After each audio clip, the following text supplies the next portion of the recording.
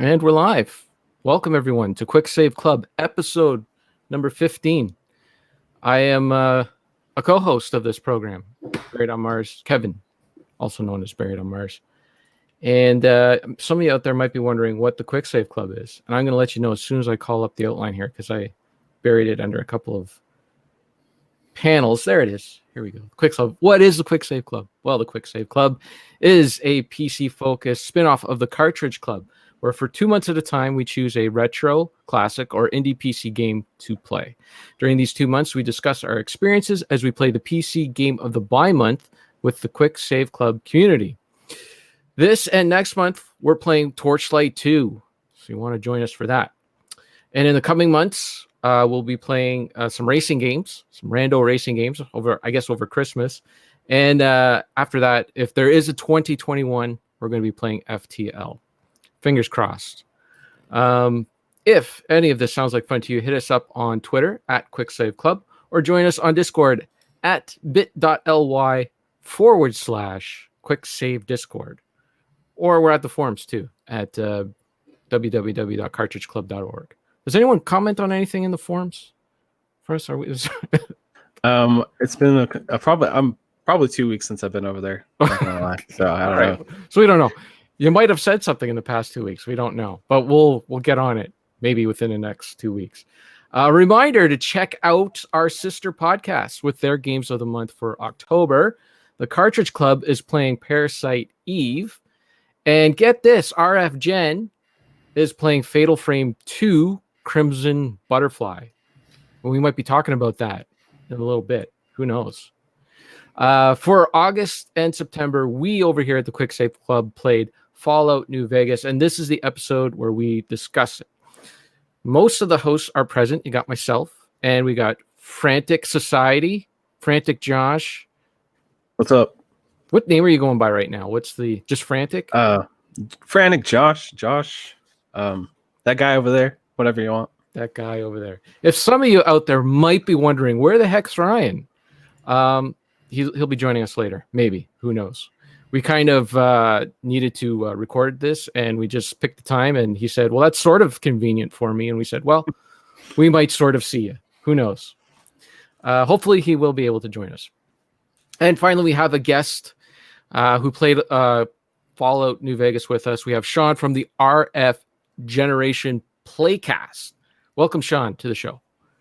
Thank you guys so much for having me. I'm so excited to be here. First time I've ever done a live stream and my first time being on camera for a podcast. So I'm really nervous, actually.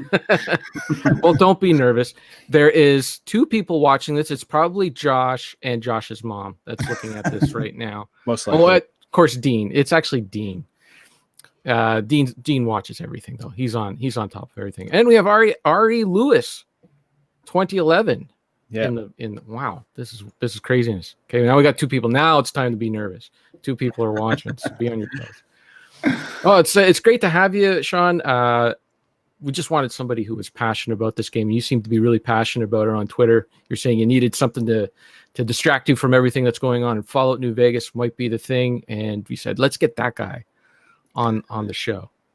Definitely. And I just want to disclaimer, I'm a little bit of a Fallout poser in general, like the whole franchise. But I'm passionate about Obsidian, and I'm passionate about New Vegas. So definitely, I'm not an expert on the entire. Some people from Fallout 1 through 76 are, obsessed with the franchise in general. But for me, I'm one of those Fallout 3 and Fallout New Vegas kind of guys. You already have a fan in the chat. Dean says you are doing great. Thanks, man. Appreciate that. Yeah, no, that is totally legit. That is, I don't need a Fallout expert. We're just talking about this game, which kind of seems to be like a redheaded stepchild of the entire series. But we'll get into that very soon. Let's just give you the setup of what Fallout New Vegas is in case somebody out there stumbled upon this and doesn't know what Fallout New Vegas is. It is a post-apocalyptic action role-playing video game developed by Obsidian Entertainment and was published by Bethesda Softworks.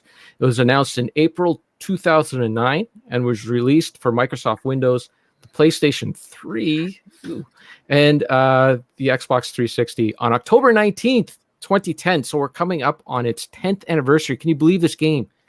It's almost 10 years old. It came out when I turned 20.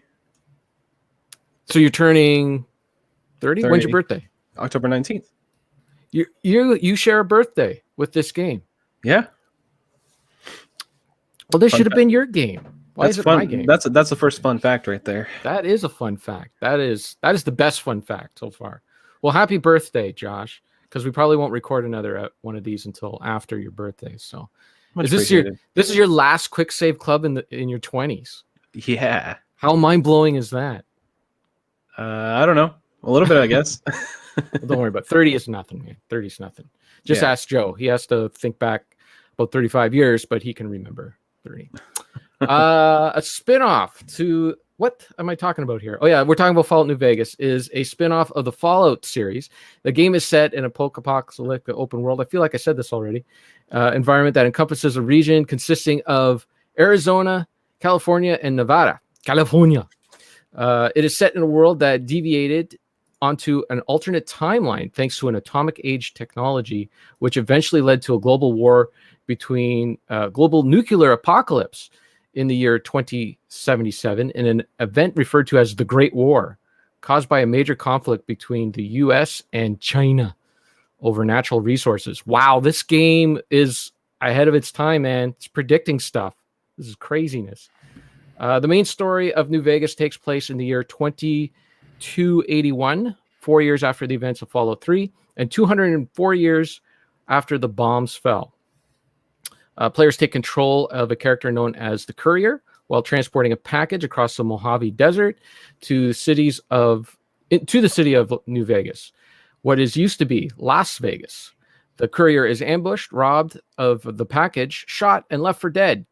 After surviving, the Courier begins a journey to find their would-be killer and recover the package, make some friends and some enemies, various warring fractions, and ultimately become caught up in a conflict that will determine who controls New Vegas and the Mojave Wasteland.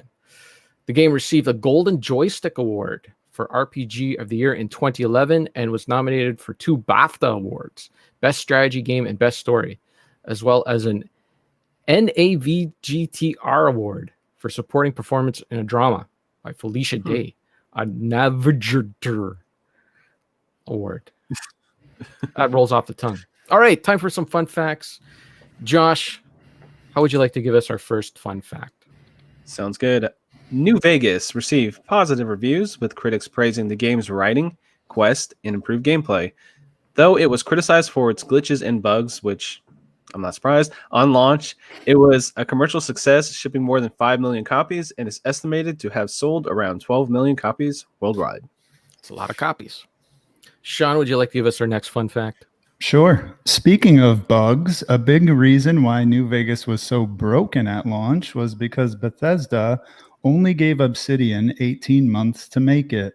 While the assets from Fallout 3 were reused, Bethesda's own RPGs usually take around 4 years to create, and Obsidian had less than half of that time and had to use an engine they weren't familiar with. So they were put behind the 8 ball right off the bat. Yeah. Mm-hmm. Obsidian only received an upfront payment to make the game with no royalty scheme in place, and a bonus only promised if New Vegas ended up hitting 85 on Metacritic. I remember that was a huge controversy. Mm-hmm. Its eventual score was 84, and they didn't get a penny from Bethesda.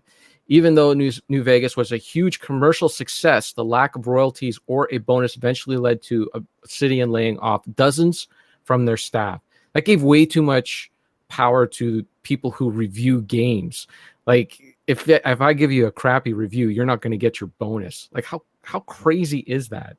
That was a crazy world. It really puts people like under pressure to really like try to make the best game, and then they don't have any time to make it, so it's just like bad on top of bad, the whole situation. Not only that, but stifle any sort of creativity too. Like, you're gonna, well, let's try this experimental thing. No one's done this before. No, we better do the safe thing because we don't want a bad review if it tanks. You know. I wonder.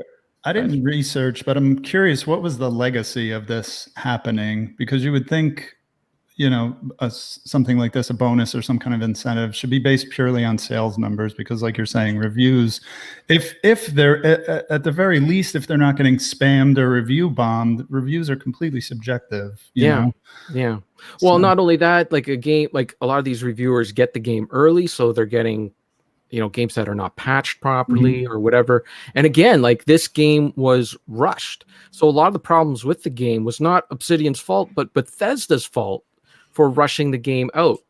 So how can you deny them a bonus for putting that amount of pressure on them? And then you got all these workers in that are like, well, I worked 8 hours already today, but I better work another 8 so we can finish this game, so we can all get our bonus, kind of thing. That's not healthy either. So as far as I know, so this is all done by contract, right? So Obsidian got this contract from Bethesda, and this was baked into the contract. And as far as I know, since this was something that was kind of a recurring thing that was happening 10 years ago quite a bit. Since then, people gotten a little smarter and said, no, we're going to base this on sales. We're not going to base this on what some conglomerate website decides that, what our game is worth, Okay. Can you imagine like that? Like even in the movie industry or whatever, like Michael Bay still gets to make movies because these movies make a ton of money, right? Doesn't matter what the critics think. Who cares? He makes a ton of dough. Mhm. Yeah. All right. Anyways, let's move on. Talk about the game. Josh, I think you're up next for the next one. Did I lose my place? It's the third one, right? You got an easy one. You got the celebrities one. So you get Okay, all the there it is, celebrity there it is. names. Cool. Many celebrities have lent their voices to New Vegas, including Chris Christopherson, Wayne Newton, Danny Trejo, Renee Aberhoinas. Odo from Deep Space Nine. Oh, okay. Felicia Day, Zachary Levi, John Domain, Michael Dorn, William Sadler, Rob Corddry, Alex Rocco, Will Wheaton, Zoe Bell, and Matthew Perry as Benny. I didn't get Will Wheaton. Who was Will Wheaton? I'm not sure. I'm not sure either. I can look it up real quick. Nah, that's all right. Well, if you want to. But yeah. Sean, would you like to give us the next fun fact? Yes, sir. Obsidian originally planned to have New Vegas's DLC set in the regular Mojave as an expanded endgame. The DLC would have allowed you to continue playing and observe how different characters react to your decisions. The expanded endgame idea was canned in favor of self-contained stories so the devs could work on fixing the core game. Obsidian's entire endgame ended up being condensed into the final slideshow presentation. I actually didn't know that. That's kind of mind-blowing, and it explains a lot. Yeah, I'm with you, and that's why I put it in the fun facts. So I thought, wow, that makes sense. All right, and finally, our last fun fact. Companions are easily one of New Vegas's biggest strengths, and Obsidian toyed with the idea of having romance options for these characters. Rather than making serious romance escapades, Obsidian's idea was to let the courier have a bunch of strange and wacky encounters with members of their own party. One idea involved Cass and the courier getting blackout drunk one night and then married on a whim at the King's School of Impersonation while an Elvis track played in the background. That would have been funny. Yeah. Oh, and I did look up who Will Wheaton plays. He plays all of the Robo-Brains in the game. So all the robots. Really? Yeah. Oh, wow. Well, that's a fun fact. Yep. Cool. All right. Let's talk about this game. Was this your first time playing the game? For me, this was my second time playing it. I remember when it came out, I kind of rushed through it. I was kind of a little disappointed because the game didn't seem like to be any sort of sequel to Fallout 3. It just seemed like more Fallout 3, like just in terms of graphics and whatnot. So I just kind of steamrolled through the story and just kind of never gave the game too much thought. And then when I played the Outer Worlds last year, I said, I got to go back and give that game a fair go. And I did, and I enjoyed it so much more this time around. What about you, Josh? Have you played Fallout New Vegas before?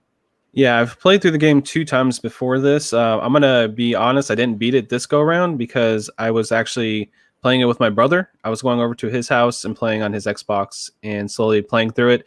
And we just never rolled credits. We played probably 20 plus hours over there with him. So I didn't beat it this time, but I have beaten it a couple times. And the original time was maybe a few years after it came out. I was in a situation where I had no internet, but I had this game, and I just plowed through it and loved it. So, yeah, really, really great game, and I always have fond memories of it, even just thinking back to it. So you played this on the Xbox, and Sean played it on the Xbox. I'm the only one who played it on the PC.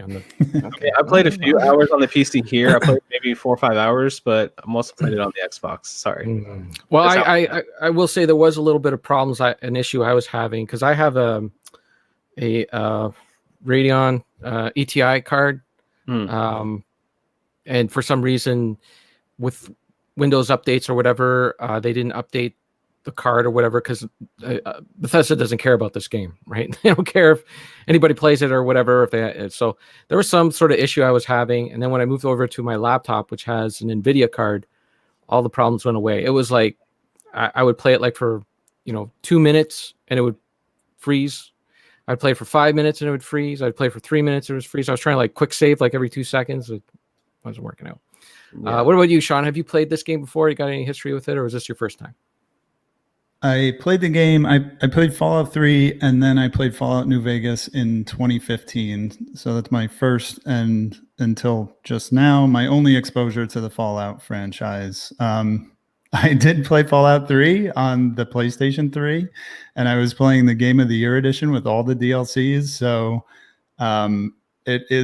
it was one of the worst optimized games I've ever played in my life. Mm-hmm. And you literally, this is not a joke. As the game was chugging along, you could go make a sandwich and come back, and it was still chugging along in the same place. Goodness. And the only reason I would let it do that sometimes is because I hadn't saved in an hour or something. So I had to let it just do its thing, playing some slideshow while it caught up to itself. I actually can't remember what the first platform I played New Vegas on. It might have been the 360, because I know I got rid of it and then had to repurchase it. I might have played it digitally on the PS3 the first time. Doesn't matter that much, but I played it this time on the 360. And as I mentioned on the forums, the Cartridge Club forums, I got so much more out of this playthrough than on my first playthrough that I didn't realize there were more than like 3 companions. The first time I played the game, I think I had Veronica and the dog, and that was it, which by all means are my 2 favorite companions, but I didn't realize there were other ones. Like, that's how not deep I didn't get into the game the first time. But this time I really wanted to soak it in. I'm actually still playing it. I did beat the main mission, the main storyline, but I went back to my last save, and I've been doing some DLCs, doing some power grinding. I want to hit the level cap and all that stuff. So awesome. Yeah. Cool. Yeah. I'm in the same boat as you. The first time I played it, I don't even think I had any companions. I didn't even know they were in the game. Oh, wow.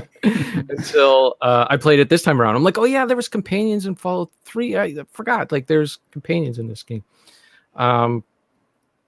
Okay, well, we can talk a little bit about the story. I do like the opening of this game. I think is one of the best openings in a game, where you're shot, you're thrown into a grave, you're buried, and then some weird robot saves you, rescues you, and you don't even you don't see any of this happen. You just kind of wake up in this doctor's office, and you're in this small town. You have no idea what happened, and everyone's just telling you, well, this robot is what pulled you out of the earth, and you have no idea why.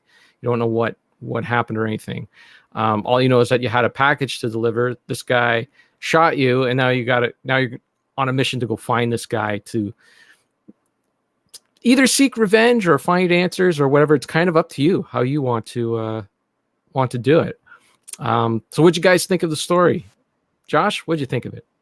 I always thought this was just an interesting way to kind of flip the Fallout, I guess, quote unquote, formula on its head a little bit. Like, because you always have the moment, even in 3 and 4, you wake up in a vault, and then you go out into the wilderness, and then you discover the wasteland. Here, you're already in the wasteland. You start off in like a little town and wake up, make your dude however you want, and just kind of go out. And I just think the Vegas setting and the gangs and all the stuff in this storyline in this game just really stand out to me and make it really unique and fun to experience. Okay, cool. Yeah. Sean, what do you think of story? I think the main story is a good backdrop for what is an open world that action adventure game. And it's interesting that Josh thought of it in the context against other Fallout games. I usually think about it in the context of other Bethesda games, even though it's a Bethesda style game. I know Obsidian developed it, but you have that kind of thing where the story waits for you. It's one of those RPGs where it's a cliche. It's kind of a joke that there's these imminent things going on that you have to take care of. But in the meantime, you can go gamble, you can go, hunt death claws, you can do whatever you want and do all these wacky side quests. So the story itself is just kind of the guardrails of the game to get from a beginning point to an end point. But it serves everything quite well. I like the whole power struggle, and I like that there's like major factions, there's intermediate factions, and then there's like really, really minor factions. Like they built this really intricate world with all these groups that interact with each other, and that's part of the overarching story, but it's also part of the minute-to-minute gameplay when you see, the Legion attacking the NCR and you're not involved. Like you can just witness it and watch them fight it out, or you can jump in the fracas and start shooting whoever you want, like kind of thing. So all that is contextual to the story, but like I said, it's the backdrop to this open world adventure. So I think it all just kind of plays together really well. Yeah, I agree. And one thing, like Obsidian definitely added their own flavors to this game, and that's why it's kind of seen, I think, as a little bit of an outcast. But there was a lot of things that they did that actually would have opened up the Fallout series. Like for instance, in every Fallout game, this is including the old 2D isometric ones, is every game starts off with you in a vault, and you get out of the vault for some reason, go do something for the vault or whatever. And the limitation of that is that you can only play as a human. Whereas in this game, one of the ideas that Obsidian wanted to do was have you play as other creatures, including like a super mutant, which you wouldn't be able to do in the other games, right? It's cool. Unfortunately, it fell by the wayside. You couldn't play a super mutant because it was just another idea that they didn't have time for. But I thought that would have been so cool to actually play as a super mutant. Kevin, can I push back on something that you said a couple times? I'm not sure if this is something that has changed over time, but I actually don't get the impression that New Vegas is considered the black sheep of the Fallout franchise, at least nowadays. And my evidence for that is the absolute wealth of YouTube videos that I've watched over the past few months, including ones that actually were from when I first played the game. And if I could shout them out by name, Mitten Squad, Fudge Muppet, and Many a True Nerd are the big like challenge run guys. And they do like kill everybody runs or total pacifist runs or whatever of all these games. They know them all inside and out. And I've heard them many, many times drop reference to New Vegas being the best game in the franchise. Yeah, it does have a strong, I think, cult following for sure. But you just look at how Bethesda themselves treats the game. It's like it's unplayable on some platforms. I experienced that, and that's the only reason why I would say it's because it's treated as one. I don't think it deserves to be one. It's maybe it's Cinderella. For some reason, all the ugly stepsisters are the more popular ones. But anyways, what the heck were we talking about? We talked about story. What else do we want to talk about? Well, so you get in the game. How did you play this game? So there are some different options. like how you set up your character and all that, how you build a character. It's pretty much in every Obsidian and Bethesda game. For me, I tried something a little bit different this time around. Usually I put everything into like lock picking because I don't want to be stuck behind something, or science and thinking and all that stuff. I hate to be limited by like, oh, I can't get through this door because I don't have the right amount of skill or smarts, whatever. That kind of stuff always stresses me out more than the actual battles themselves, because I always feel as if you save enough time, if you quick save enough time, you're always kind of fine with the battles. You could just kind of go back to that or whatever later. But if there's a door there, I don't want to have to go all the way back, after I grind up whatever stat to get through the door. I just want to get through the door. But this time what I did, I tried something a little different, and I don't think it worked out too well, was I went with a luck character. I put everything into luck because I thought I could get lucky, if somebody tried to shoot me or whatever, they would miss all the time. Or if I could, access things that normally I wouldn't, I would be able to get through it because I just randomly put in the right passcode or whatever. But unfortunately, it didn't seem like as if the game favored that too well. Like I didn't run into enough occasions where it kind of fell into my favor. And I actually, as I was playing through the game, I was pouring stuff into those other stats that I normally do because I was finding I was hitting roadblocks.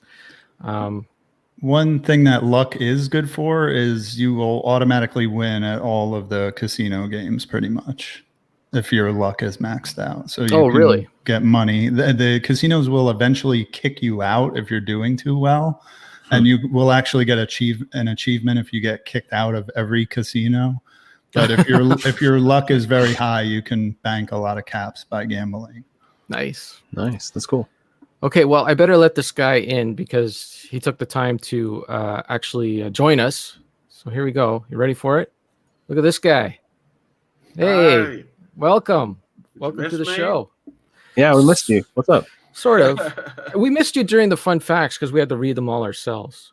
Oh, yeah, I didn't screw up any words for you to make fun of me on. So, You can- know, You know what you could do is just record them for me later, and I'll listen back to them and have a good I'll time. get right on that. I definitely will. Hi, Sean. I'm Ryan. Nice to meet you. Hi, nice to meet you. I don't think we've ever met. But Yeah, no. It's nice to so see I you. missed fun facts. What else? Well, what? Just keep going. I'll just jump on board as you go. How about that? Well, we were just getting into the game. We were just settling into talking about it. We can actually ask you: was this your first time playing Fallout New Vegas, or have you played it before?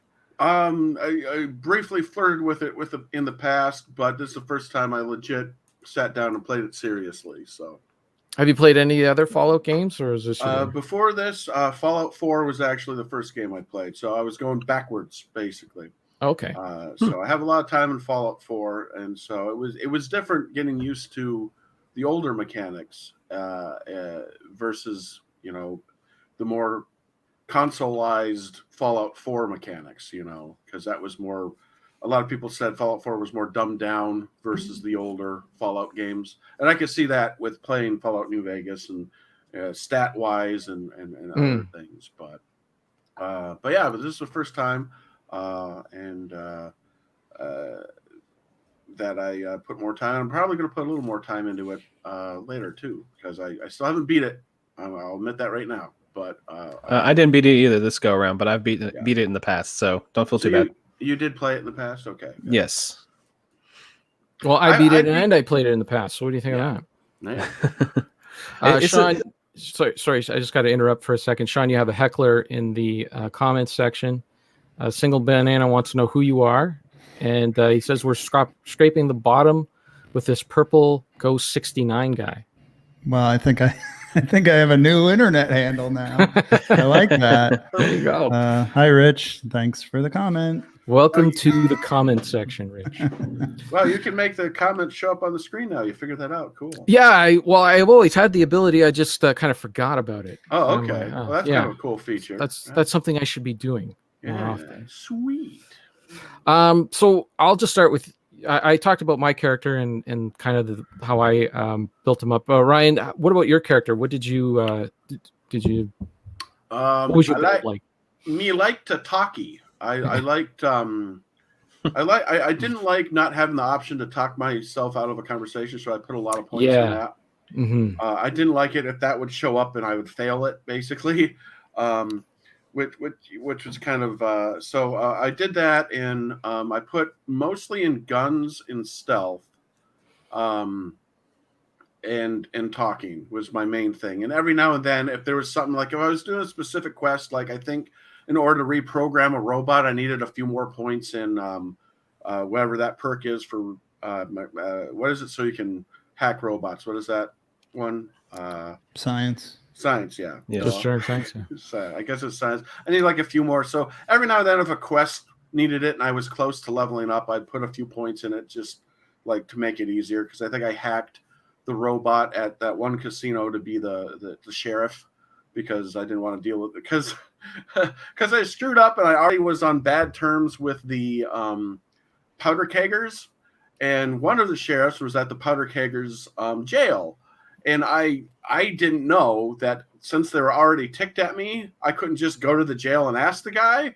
And of course, they all attacked me when I went to the jail. They all were attacking me. I'm like, oh, maybe I have to save this guy because I wasn't thinking. No, he was a powder kegger. And I entered the jail and I killed him. And then they're like, oh, you can't do that anymore. I'm like, oh, wait, they hate me. I get it now. All right, I'm going to reprogram the robot. Nice. But Right, that's what's kind of fun. That's what I kind of like about that is that they gave you the different options. Like you could reprogram the robot in that sense. You could find either one of the two different sheriffs, the powder kegger and then the NCR guy. I know you're getting ahead of us. We're just on building characters. Okay, right, slow down. All right, Josh. What about you? So usually when I play Fallout, I try to do like a stealth build or have high lockpick and high intelligent. Whatever, basically I could talk to anybody and get through anything, talk my way out of it. This time I was with my brother and he has never played Fallout and he doesn't know anything about these games.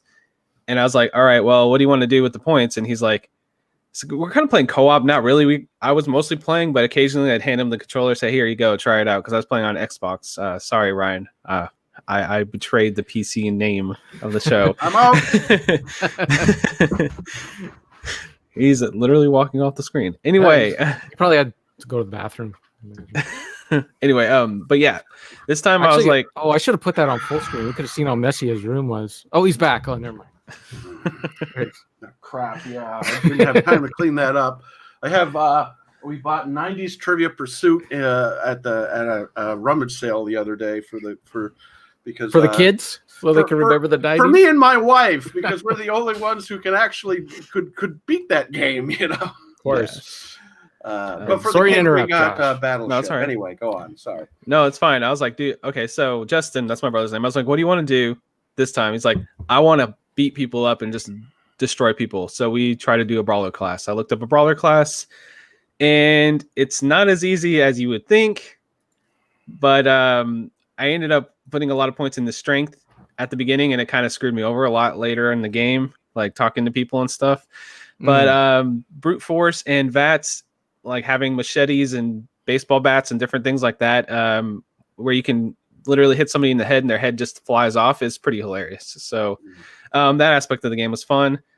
Later on in the game, we did end up using weapons a bit more, and I got to the point where I had to like slowly put more stuff into like perception and things like that, so I could sneak around and do the normal Fallout thing where I could sneak through and steal stuff. Because if you don't have high perception and stuff, it's really hard to like go into a place and just like, I want some of this and some of this and some of this without pissing people off.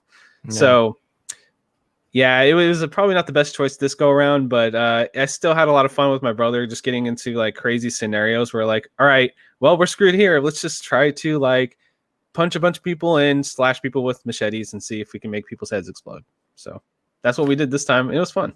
I imagine a brawler class would be difficult because most of the enemies have ranged attacks. Exactly. Yes, that was something. You have a little bit more health, a little bit, kind of, not really, but yeah, it's a lot of like saving quickly and trying not to die with that class. So it actually made the playthrough a lot more challenging than I probably would have normally had if I would have spec'd differently at the beginning. But it is what it is. I had a good time with it.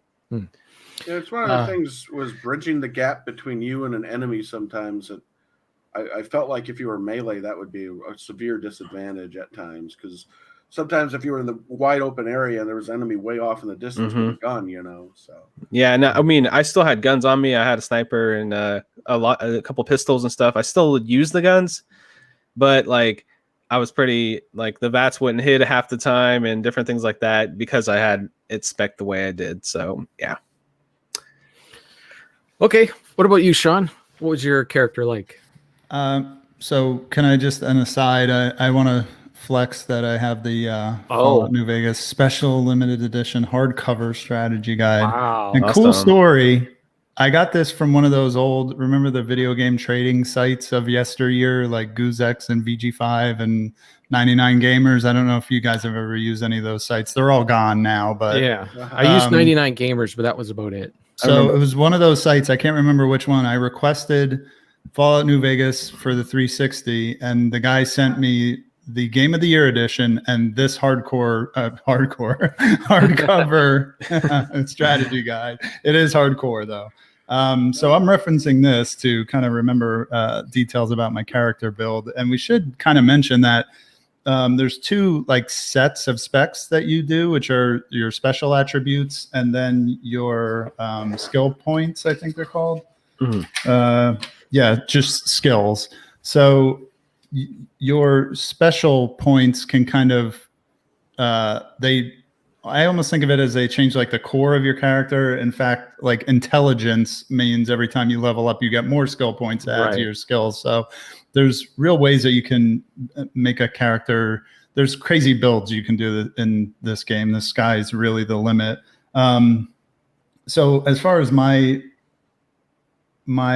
person, I went kind of evenly on the special skills, even though now I kind of know that charisma isn't really one that has a lot of weight. I think I went higher in charisma thinking that it would help me in speech because I'm just addicted to dialogue trees and speech checks. So anytime I play this style of game, I'm going to go for high speech because I love, just talking through situations.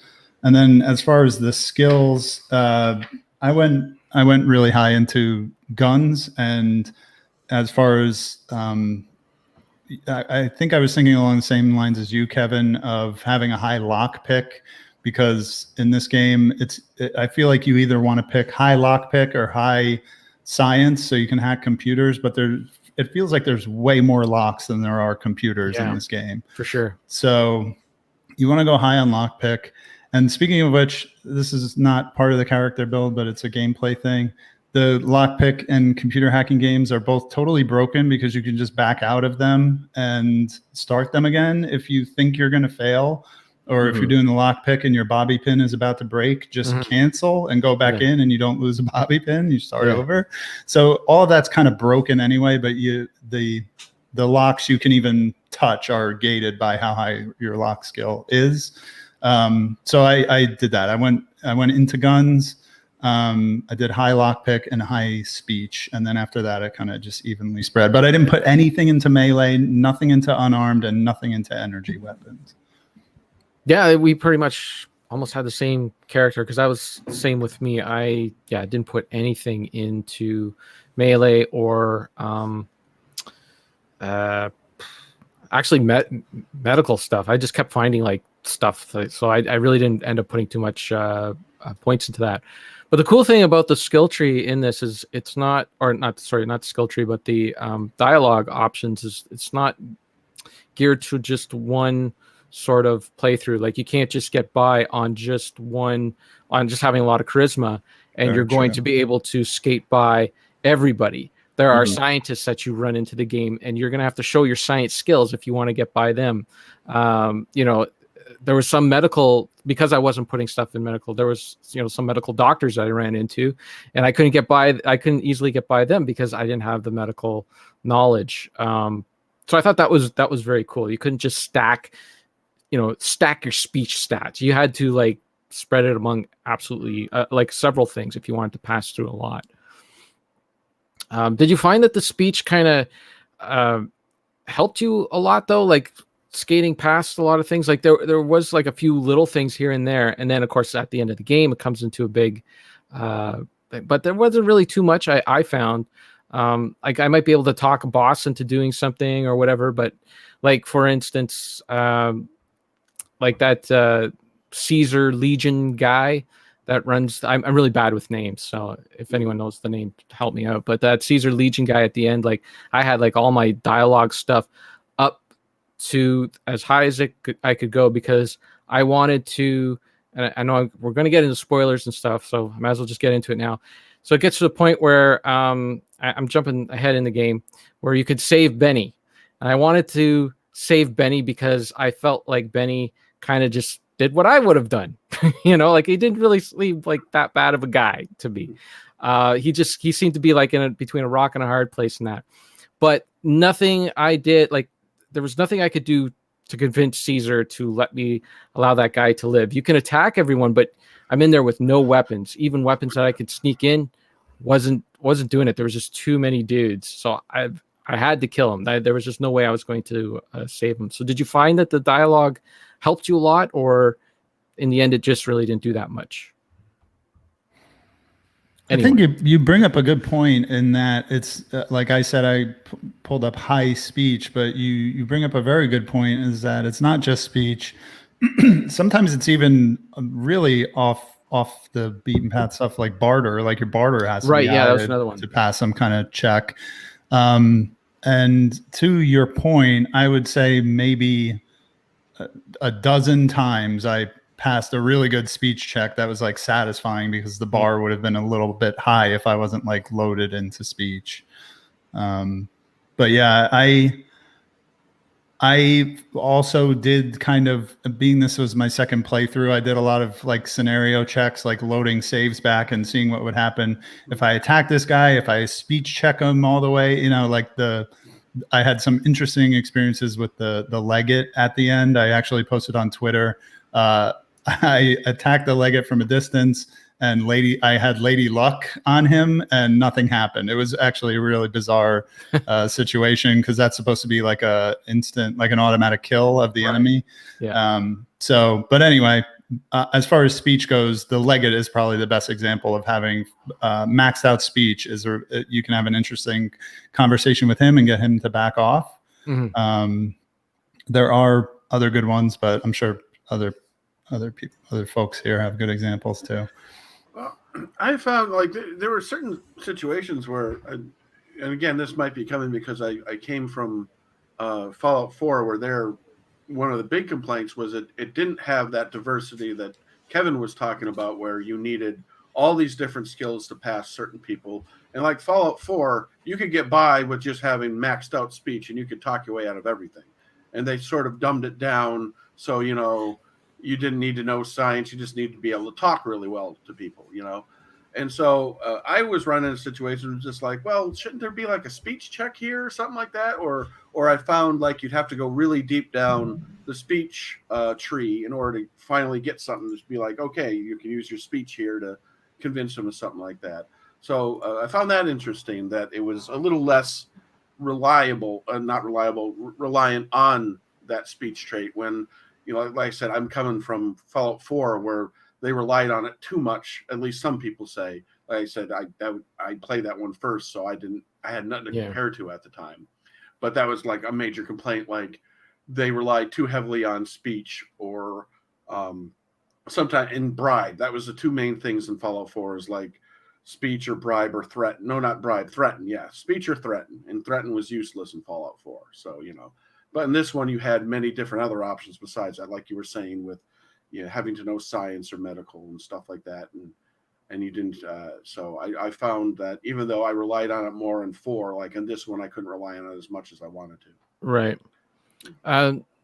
Sean, you mentioned the barter skill, and that was another one that was interesting because I didn't put a lot into the barter skill.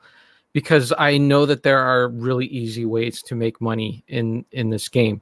It's really not that difficult. And I thought, well, what's the point of putting stuff in barter if I'm going to make a ton of dough anyways? And it was funny because there was, several dialogue options that was ghosted out to me. I couldn't select them because my barter skill was so low, and it wasn't like I was going to make money or anything like that. It was just you were able to negotiate with people a little better, which I thought was really clever. It's one of those games where it's like, oh man, they knew what they were doing there with that barter. Yeah, I think there's a scenario where you need to get something from the pawn shop owner, and if your barter skill is high enough, he'll just give it to you. Right. I might be a little off base, but there's stuff like that in there. Right. And there's ways to get it. You got to go do some task that he wants you to do. But it's just one of those things where you wouldn't have to do it if you had that skill. I think one of the very first missions is when you're defending the town. Like that was one of the very first things, and you have to go talk to people to convince them to help defend the town from the powder keggers. And like one of them, you have to be high on explosives to convince the guy to give you explosives. The other one, high on barter to convince him to give weapons to the townspeople and stuff like that. So that was kind of showing you, how that would affect the situation. That was like one of the very first missions. I guess I don't know if you have to do that mission. Maybe it was just a side mission, but it's the first town you find, and like you have to defend the town, or you can choose to side with the powder keggers, I guess, and not do it at all. But I chose to protect the town, and so that's kind of where that comes into play, I suppose. And then another thing is like if a town does like you, then prices for stuff go down as well. That probably doesn't help barter wise, but at least prices will go down if they like you. So I thought that was kind of cool too, because that wasn't something in 4, I don't think. Maybe there was. It's been a while since I played it. Yeah, but, 4 is a fairly shallow game. Yeah. R.A. Lewis here, 2011, has an excellent question. He says, is PC the best way to play New Vegas? Coming from someone who has never played it. Find the quality of life patches for it if you're going to do it on the PC. Yeah. And also, Kevin, you were telling us the difference between video cards was affecting crashing. I think. I mentioned it a little bit. I think that? I mentioned it a little before you joined. It was just a little bit, but I have a ATI card, Radeon ATI card, and I think that's what they're called. What am I? I'm blanking on their name. AMD. That's it. They used to be ATI. Yeah, they did. 15 years ago. I'm an old man. I have an AMD card on my gaming PC, and it just was not jiving with New Vegas at all. But the NVIDIA one was, and it's just simply because the game was developed and made for Windows 7, and now it's Windows 10, and it needs a bunch of updates, and Bethesda just doesn't care if it gets updated or not. But there are a lot of patches you can get out there. Now I do feel like as if the game, and we talked a little bit about this before in chats and stuff like that, but it isn't fully optimized for PC as well as it should be. There are a lot of things that kind of like, for instance, like VATS is really the VATS system where it freezes the whole game and all that stuff. So, and then you just select on a thing that was in the old PC games, isometric games, but in this 3D environment kind of thing, it is really designed for people with controllers. So you're not having to aim with the mouse and keyboard. So that's one thing. The other thing too is just how all the menus and everything are kind of laid out. They all felt like I couldn't just press M and the map comes up. I'm used to that as a PC player. There's the M, I hit that and my map comes up. That was jarring for me. You gotta pull out your Pip-Boy, go into the menu, go scroll over to that thing. That's a console thing. And you wish you could just press M, Pip-Boy comes up, there's your map, just little things like that it's not really optimized too well. But they do a few other little things, like you don't have to hold down W to walk forward. Like you could just tell it to just walk forward all the time, and you could just sit back and watch your character walk forward as you walk into a different town and whatnot. And the walking around kind of, as you unlock more areas on the map, you can just kind of fast travel to them. So it gets a little less important, but there are a few little things in there, but I wish it was optimized better for the PC. But I will say, I had a better time with the PC in terms of frame rate. It was 60 frames per second. I could play it in 4K. It looked great. And my PC isn't like the latest and greatest or anything like that. It's a 10-year-old game, so okay. Yeah. And it does feel like it fights against you sometimes. I think the last time I played the game, I went into Pip-Boy, and then when I came out of it, I lost all control of everything. It wouldn't let me move. It wouldn't let me do nothing. It wouldn't let me click on anything. I was just Yeah. like, so I don't know if we're gonna have a glitches section to this, but there were a couple funny glitches from time to time on this game. Well, we sort of talked about that before you came in as Okay, well. never mind then. How the game is rushed, and there's a lot of problems with it. We could talk about glitches. Why not? Man, I don't know. Well, talk about your glitch. What was your big? Well, that was glitch at you? mostly mine. Other ones were, like I said, I went into Pip-Boy and then lost all control, and it started giving me weird numbers on the top of the screen. And I'm like, did I go into a console or something? I don't know what I did. Mm. And I literally would just let me back out to the main menu and then go back in, but I couldn't. I had to quit the entire game to get back control of it. And then mostly other stuff was just funny, like glitches during the game. Like I'd go up a staircase, and then all of a sudden the staircase was gone. There was no staircase there. I was still going up the staircase, but I could see right through the map and see everything around me, Yeah.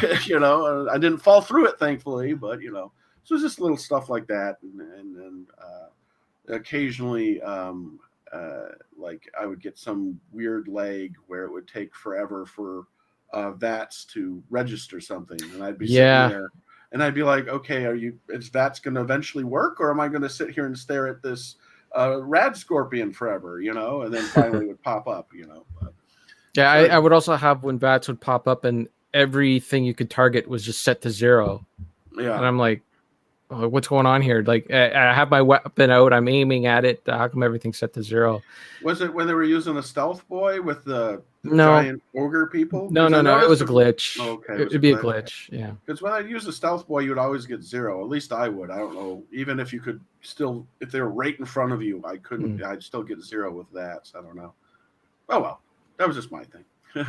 What about you, Josh? You running into any Uh, interesting glitches? Yeah, I did. I was playing it on PC to start off, and I kept having hard crashes all the time, even with 3 or 4 patches I've had. So it would do this thing where I could still hear the game, and it would just have like ghost images all around me. So I don't know if it was like I could still play the game, but like all the items in the environment would start duplicating, like to me, like visually. So I would have to like close the game out, reopen the game, like basically do quick save, then close the game and reopen the game, and then load that quick save and keep playing over and over again when I was playing on PC.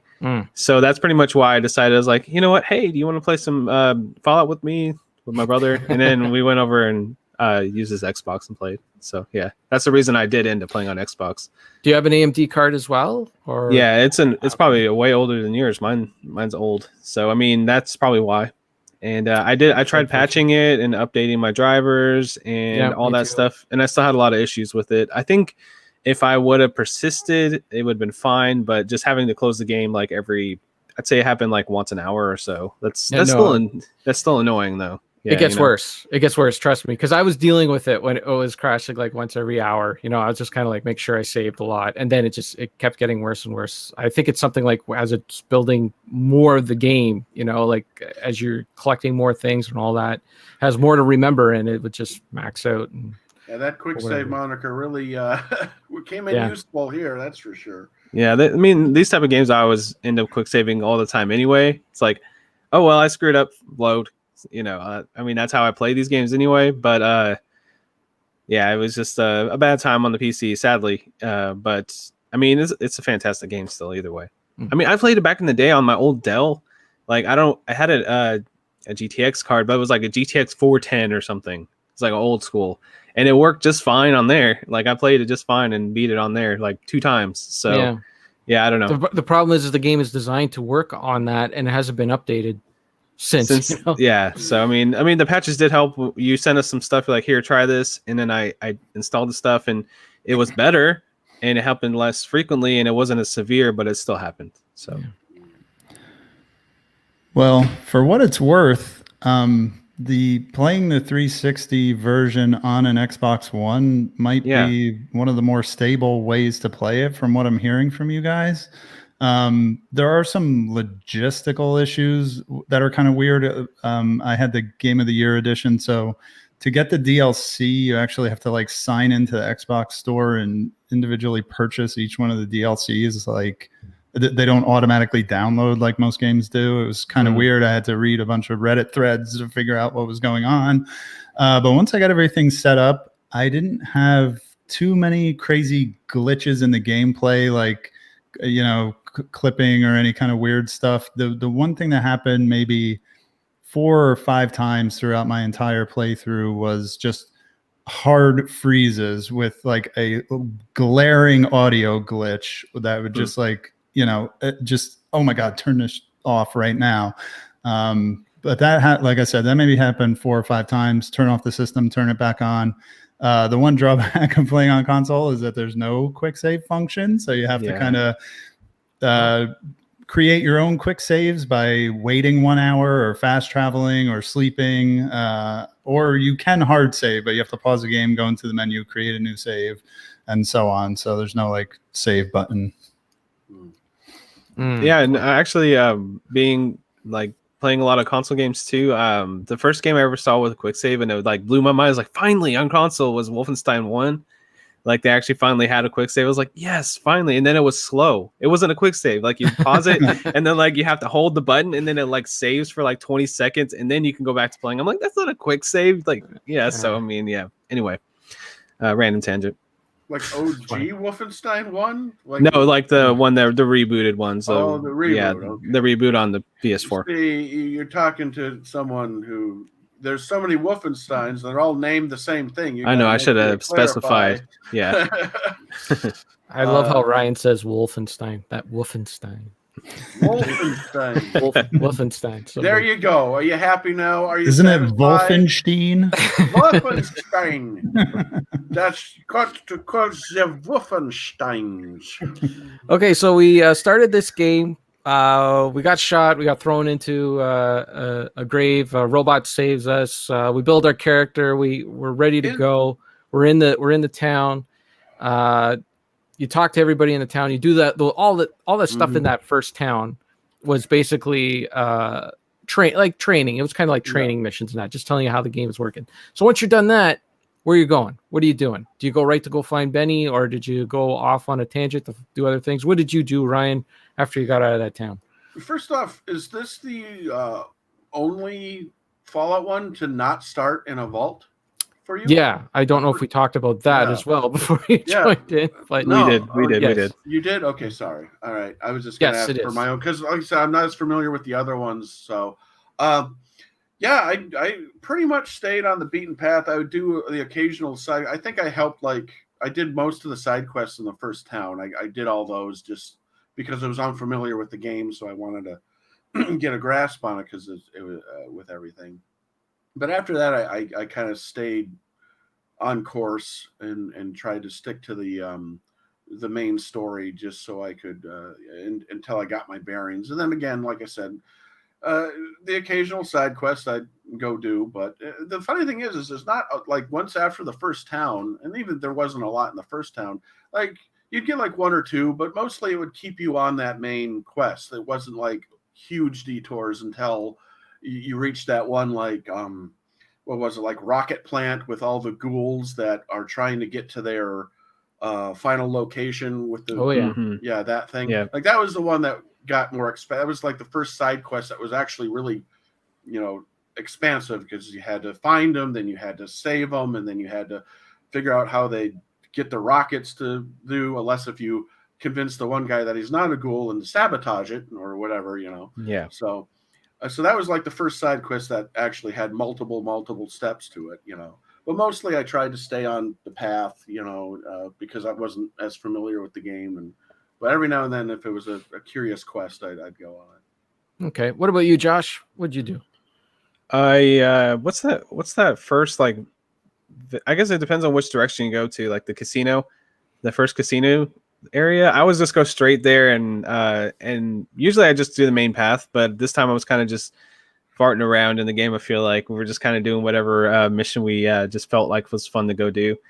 Just like, let's randomly go this direction. And we actually played that goal mission for sure too. Like, I don't know, I feel like we were kind of aimless this playthrough because I've played it before. But just meeting random people and doing all these just really wacky side quests is so fun. And Death Claws, of course, that's like a staple of the franchise. Like, we went to this random cave. I was like, let's go in this cave. Why not? And there was 4 death claws just standing there. We're like, oh shit, running away. Just stuff like that. That's the kind of hijinks that's super fun to play. Like, you wouldn't think this game would be fun to play with somebody, but like, hey, where do you want to go? What do you want to do? Hey, what do you want to, have this person say or next or whatever makes the game just a lot more fun to play. But I just had a good time, man. It was fun. This would be a fun game, and I tried to do this, but I don't know if it was New Vegas or if it was my computer that didn't like it. But this would be a fun game to like live stream and like interact with your chat and be like, okay, we have options here. What do we do? Yeah. So I could see what you mean by that. Like, okay, should we be nice or should we just kill everyone in the town? Something like that or something. I always go to that it's like a hotel motel place with the dinosaur. Yep. I always try to go there and get Boone as my companion. I usually start with him and usually go from there. But yeah, I mean, he gives you the spotter perk, and it didn't really work out with the build I had. But generally, I don't know. I just feel like I was aimless this time. It's really hard to describe it, but that's cool. Yeah, it was super fun. I don't know. That's the most thing I can say. All right. What about you, Sean? So I actually want to mention, Kevin, you mentioned earlier that playing the Outer Worlds made you want to revisit this game. And I just want to throw out there that I had the same exact experience because I love the Outer Worlds. And my playthrough of that game was like very intense, but very deep. I did everything that I didn't 100% it, but I did everything I could. Every mission that came in onto my plate, I did it. Which, like I said, was very different from the first time I played New Vegas, where maybe I was just trying to, mainline the main mission and roll the credits. Where this playthrough is a complete opposite. In fact, I was posting on the forums, like I've done so much stuff and was not, before I even got to Freeside, I had done so many tons of side missions and had so much gear and loot and stuff. Like I have probably played 12 to 15 hours before I got into that first section of the main quest. So I was running around trying to do everything, trying to explore, find all the landmarks. And I guess, can we say like the game is really split up into 3 acts, I guess you could say. And I remembered from the first time I played the game that there were certain like points of no return. Like you make decisions that are set in stone and affect the rest of the game. So that was another thing that kind of played into me wanting to explore and do everything and just have this like freedom to do side quests and talk to NPCs and all that kind of stuff before I actually moved on with progressing the story. So I was really like diving deep and even just doing, again, just wandering, fighting whatever monsters came up on me and that kind of stuff, like aimlessly early on in the game. Okay, so sounds like all of us did a lot of exploration, because you can, if you know where Vegas is, as soon as you're done with that town, you could just walk straight to Vegas. And I think you need 1,000 caps to get in, but you can walk in and right into Mr. House and start like get the second act of the game going if you want to. But I was surprised how much that first act basically steers you around like the Mojave Desert, almost in a U shape to go back up to Vegas. It's kind of steering you along that route, just in terms of what missions it gives you, and then when you get to a town, do a few things in that town and move on to the next town, kind of thing.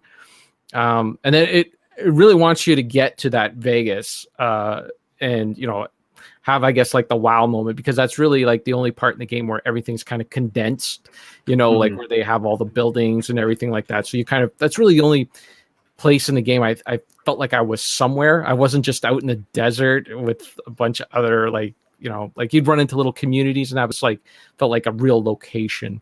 And the game kind of wants you to get there all the time. Just get to Vegas already, because we don't want you to stop playing the game. We want you to get to the good stuff.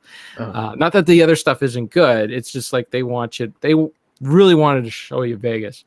So then once I got there, then it felt like it opened up even more. Like it didn't feel like there was anyone kind of like pushing me along. It was just pretty much do whatever the heck you want once you got there. And it was funny too, because I did so much stuff and getting money and all that. Like when you reach that part in Vegas and it's like, okay, if you want to get past this part, like you can talk your way around it or whatever. But you're going to need 1,000 caps if you want to get in. And it's like, I think I had like 20,000 caps. I was like, man, that's no problem, man.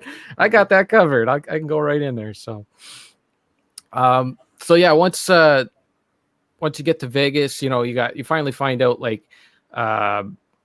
basically why you were shot.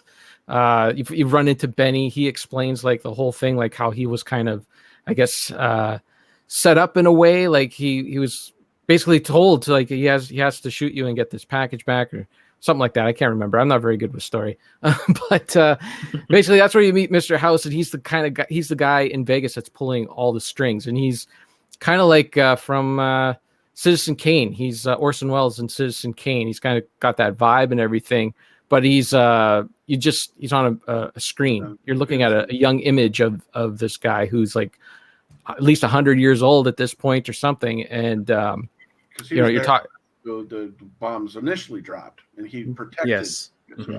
Right. So, yeah. And so I guess he's like 200 years old.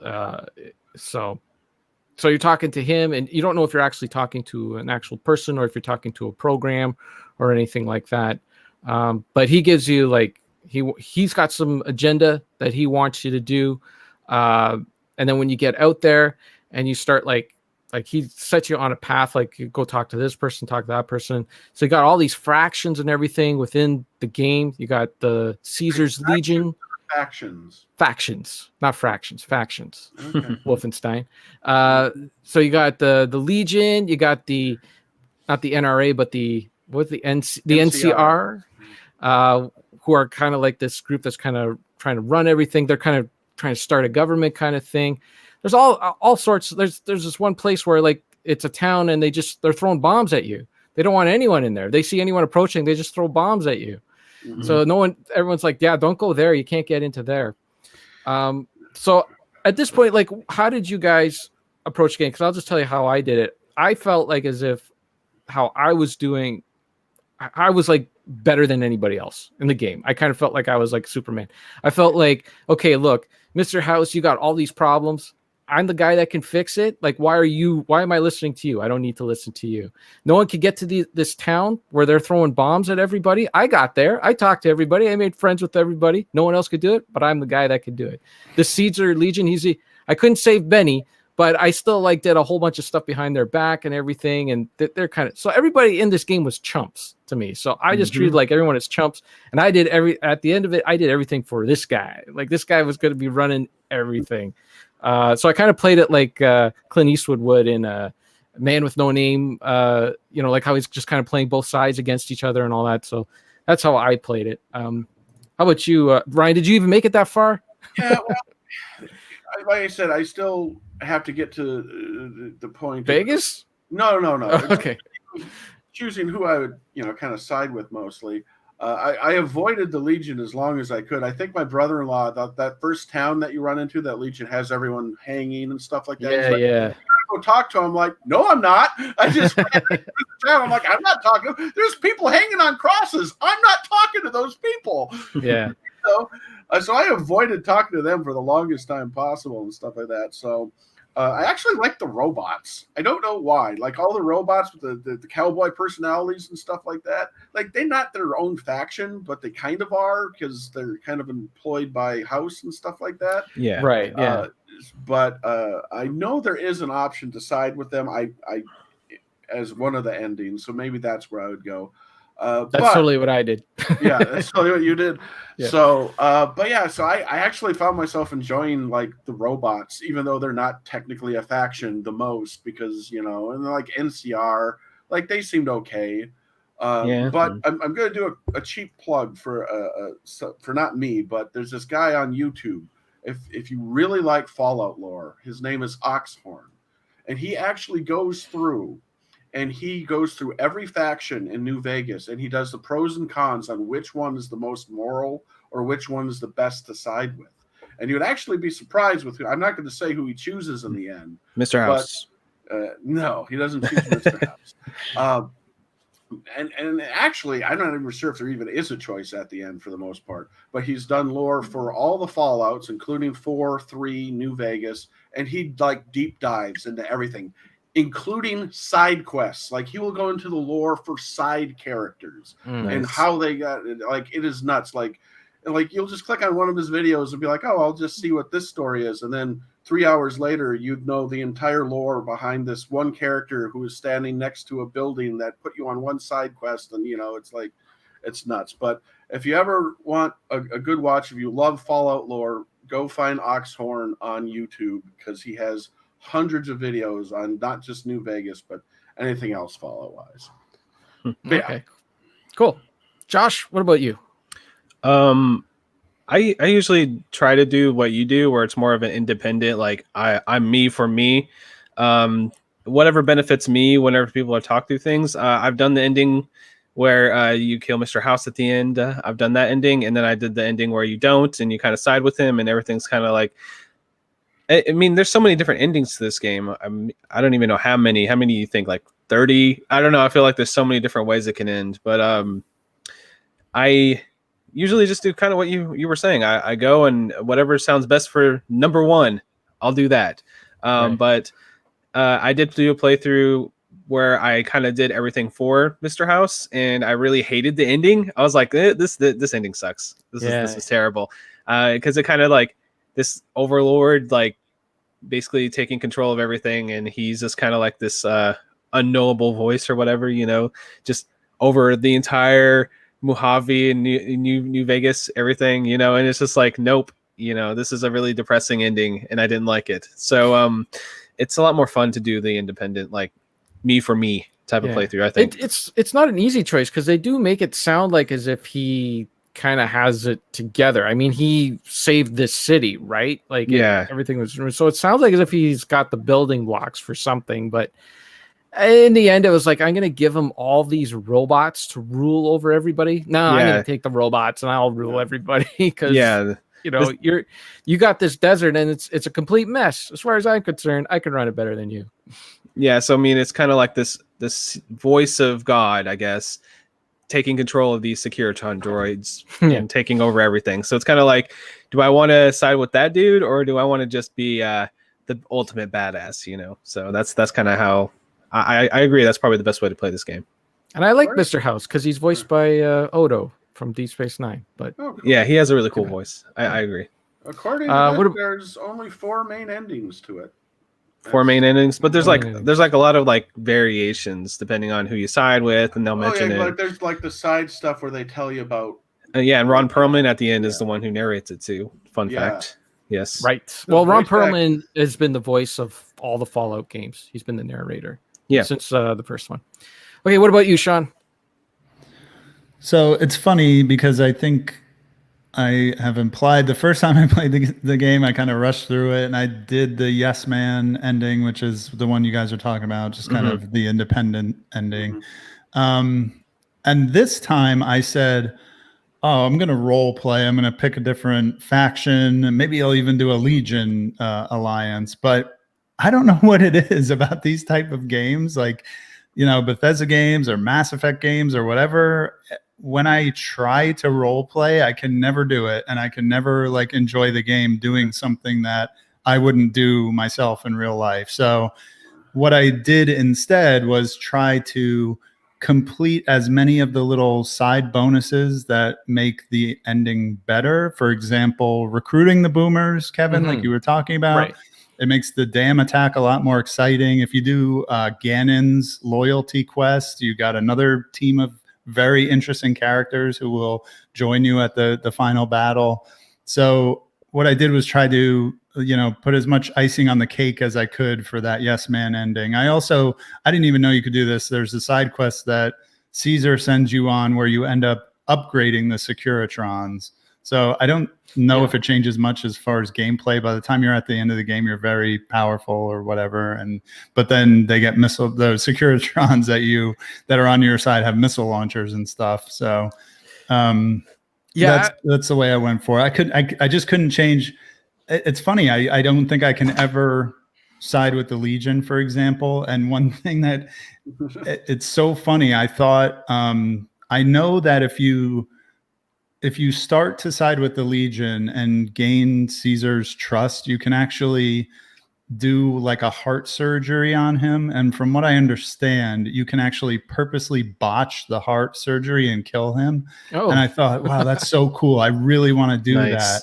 But I couldn't get that far as being like in the Legion. Right. And like I just couldn't stomach it. Yeah, so I did yeah. exactly what I did the first time I played the game, which was just got fed up with the assassination squads coming after me. I went to the outpost or whatever it's called and just killed Caesar and everybody that was there. And the assassination squad still come for you, but just the satisfaction of knowing that Caesar was dead. You know?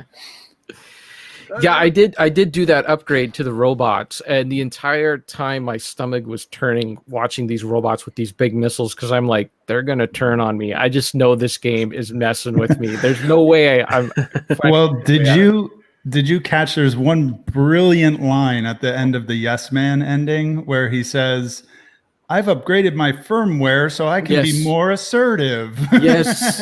I'm like, oh man, that's all he says. And it's like, just like, I thought Yes Man was playing me, man. I thought that was it, man. He's gonna be running the show, and I'm going to be the chump at the end of it. But thankfully, that didn't happen. Or at least you didn't see it on screen. It happened after the credits, you know. right. Implied for sure. They implied it, you know. Yeah. So I know I kind of skipped ahead in the story. There's a few other chunks I want to talk about. One is the companions or side companions. I know there's a bunch of them.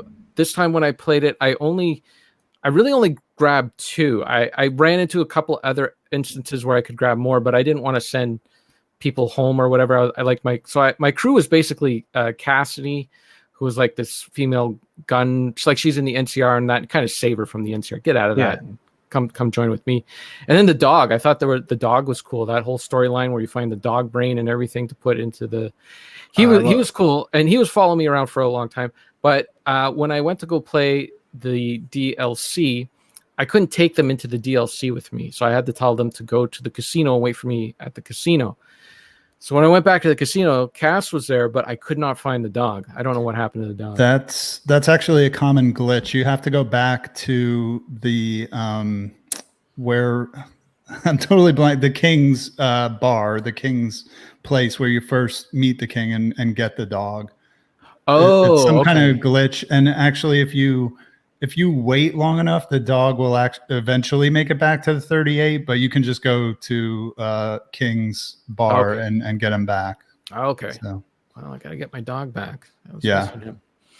But yeah, those were my companions. Ryan, did you have any companions? Did you pick up anybody? Mess too much with them. I got the sniper guy in the T-Rex is kind of the first one. Okay. Yeah, boom. That was an interesting storyline. Yeah, it's a good one. Because I'm just like, and I kind of already knew who it was because my brother-in-law played the mission before me. Like he was playing his own thing, and so I'm just like, okay, so this was like the easiest. It was like the easiest mission ever. So I got the mission. It was pretty late anyway. Well, I think I fast forwarded until it was late, and so I went down to the lady who was the problem. I'm not going to give away the mission. Basically, the mission was his wife was missing and basically got sold into slavery, and so you had to find out who did that. And so you break into this shopkeeper's chest and find out that she has, which I don't know why you would have a bill of sales for this. This is you're gonna keep a record. Why you would have a bill of sales for selling someone into slavery is the dumbest thing ever. So you find this bill of sales saying that this lady is basically what? They always had bills of sales for slavery back then. Oh, okay, they always had historically accurate. Historically accurate. Okay. My wife has informed me that I am stupid, and it is historically accurate that there are bills in the Fallout universe. I'm saying that's great. Yes. Okay. We should have her as a fact checker, just sitting right behind you. You know, I already got in trouble because my room is messy, thanks to you. So thanks. You're welcome. Anyway, So anyway, so I fact check. I'm like, okay, and so the sniper dude basically, I forgot his name. Sorry, Boone. Boone tells you, okay, I'm here from midnight to 6 in the morning. Whoever it is, wear this hat and bring it out front of the T-Rex. So I immediately leave her thing, her shop, which she isn't there anymore because it's the middle of the night, and she's standing right there by the door and says hi. I'm like, oh, this is convenient. I'm like, come with me. And I just walk in front of the T-Rex. I put the hat on. Boom! Her head gets blown off. I'm like, that was easy. Yeah, that's cool. But I mean, I don't know. It was fun. And then like the little things where like if you piss off a faction and they come to get you, like you just randomly walk in and they're like, we're mad at you. I'm like, that's great. I have VATS. Dead. Thanks for your equipment. I'm going to go sell it now. Which I am horrible with that in these games. Like, do you have that OCD to just collect and sell everything? Yes. I just, when it comes to RPGs, I get this thing like, just grab everything.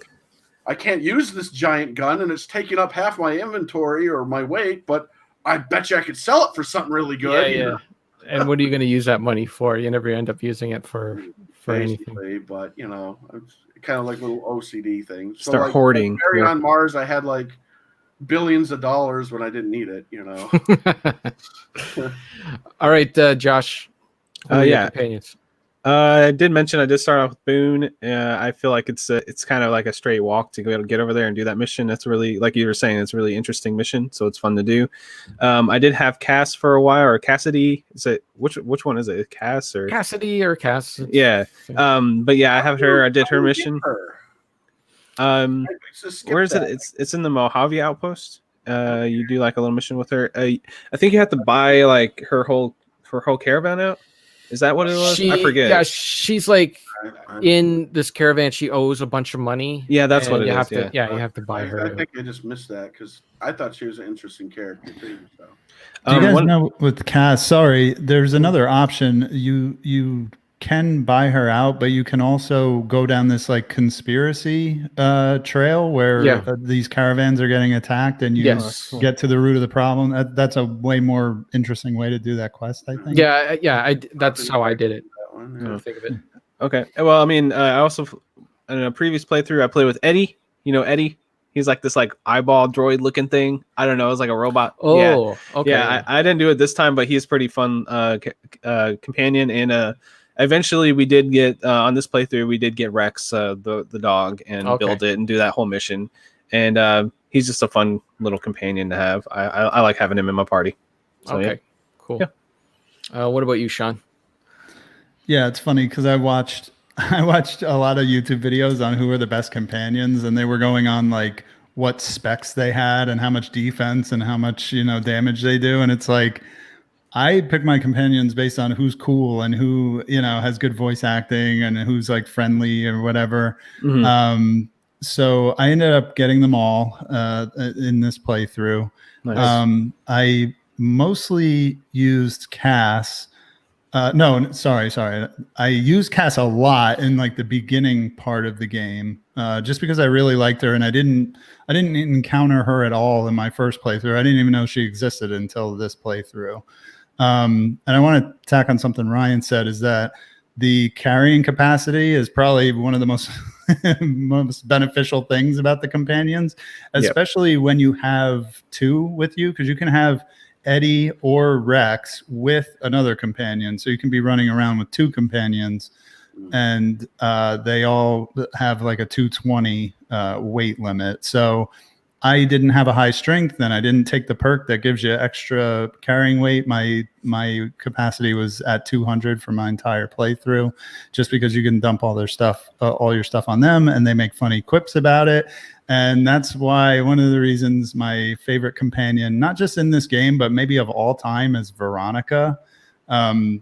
Just spectacularly voiced by Felicia Day.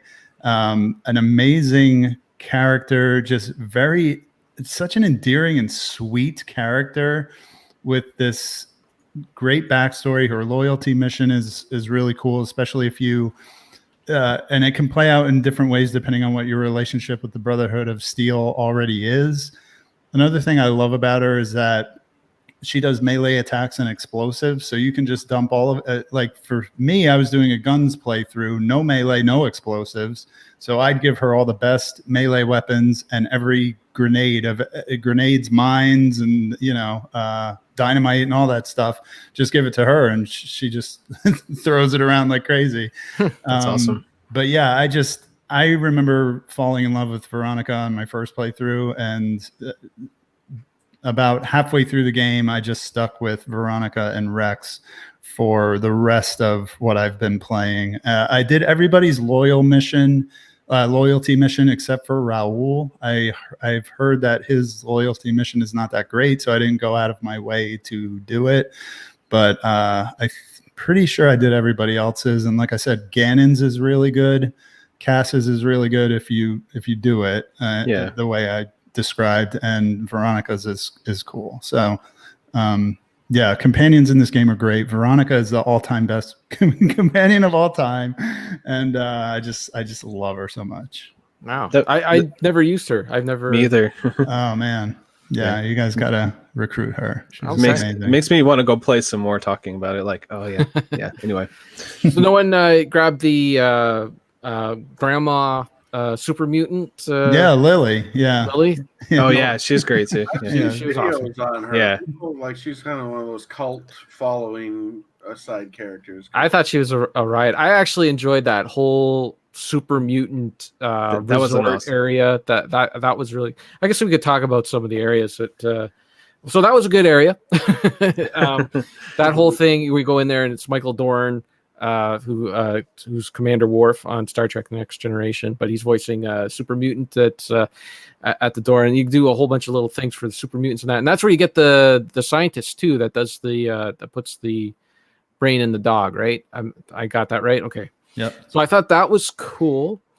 And another one that I just this side, I'm not sure if it's a side mission or what. I don't know what the hell this is, but this was just crazy. I thought this was so cool, where you go into, I think it's called Vault 22, and you need to go in there and get something. I can't remember what it is, but the entire place is infested with plants and these plant people.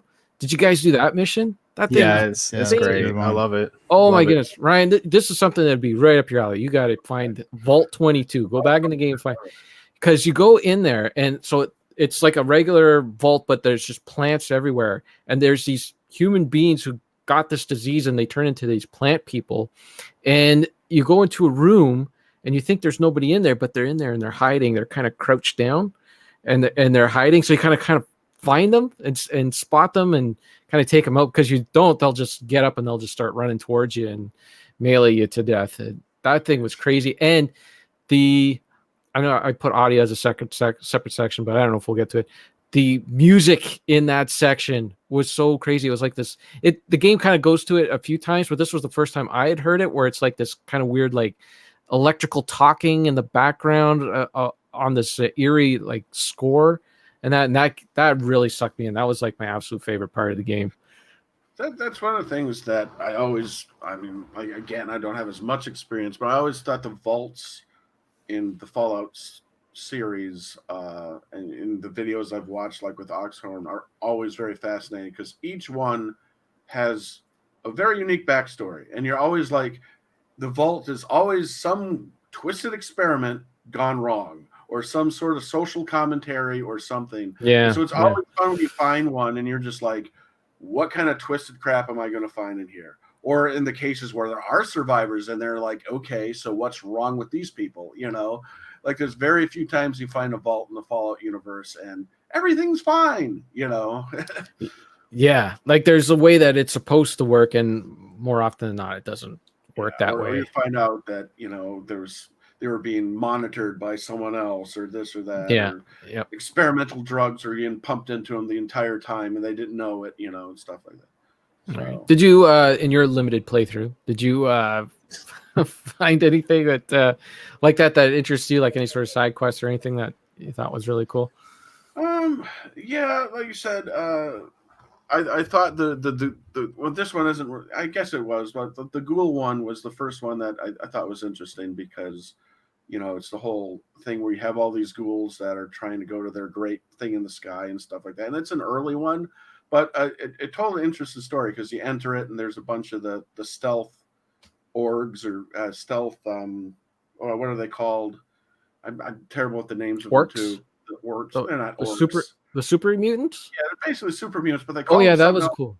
Yeah. Yeah. That was cool too. Yeah.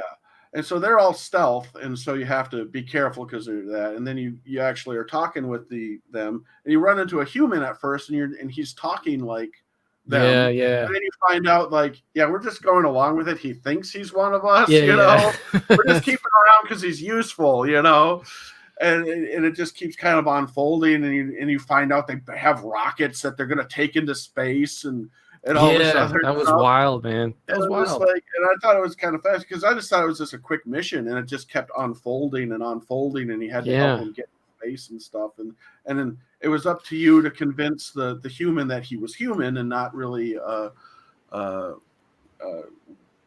whatever they're called, the glowing people, whatever the heck.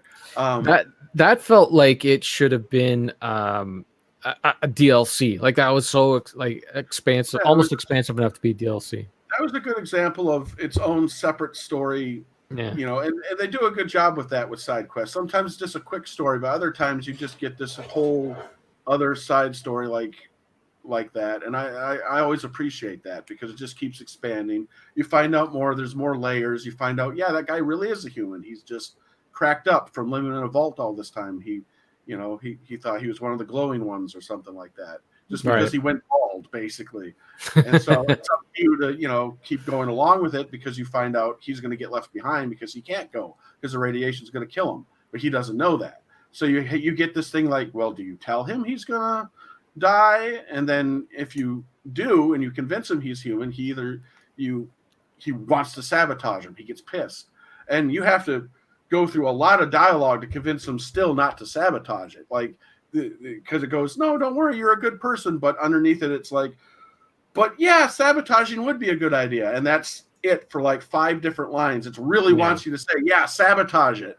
But if you stick with it, you can convince them, no, it's okay. You can go back to being human, that kind of stuff. So I like that. I like the layers. I like the interpersonal stuff where like, yeah, they were using him, but they were appreciating him because he was going to help them get to their final goal. And it wasn't like they were using him out of like mocking him or anything like that. It was just like, well, he was sent to us to be useful. That was their way of looking at it.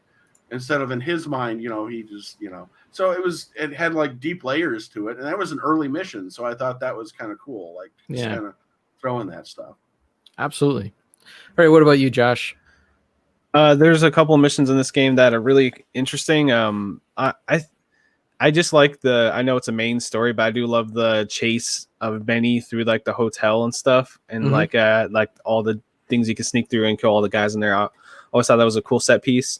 There's also this like side quest. There's like this crazy like super mutant like radio host, and she's on top of this place called Black Mountain, and you can go up there and kill her, and she sends like a bunch of mutants at you and stuff. I just remember playing that mission and just having a blast. Oh wow! And, I didn't play that. Yeah, and that's where you get Raul. Yeah. Oh, is that where that's where you get Raul? Yeah, she's just like super crazy, and it's such a hard area too, and yeah, I just remember having a good time with that one. And of course, I've mentioned Boone twice or 3 times. That whole entire storyline that Ryan mentioned is just super fascinating to me, and it's one of my most memorable moments in the game. And also, I was thinking about it, like, I think this game does have a vault moment. Like we were saying that this game doesn't have a vault moment. Like you walk out, you see like a blinding light. I think that when you get in New Vegas for the first time, like that really would be the same thing as the vault moment of this game, in my opinion.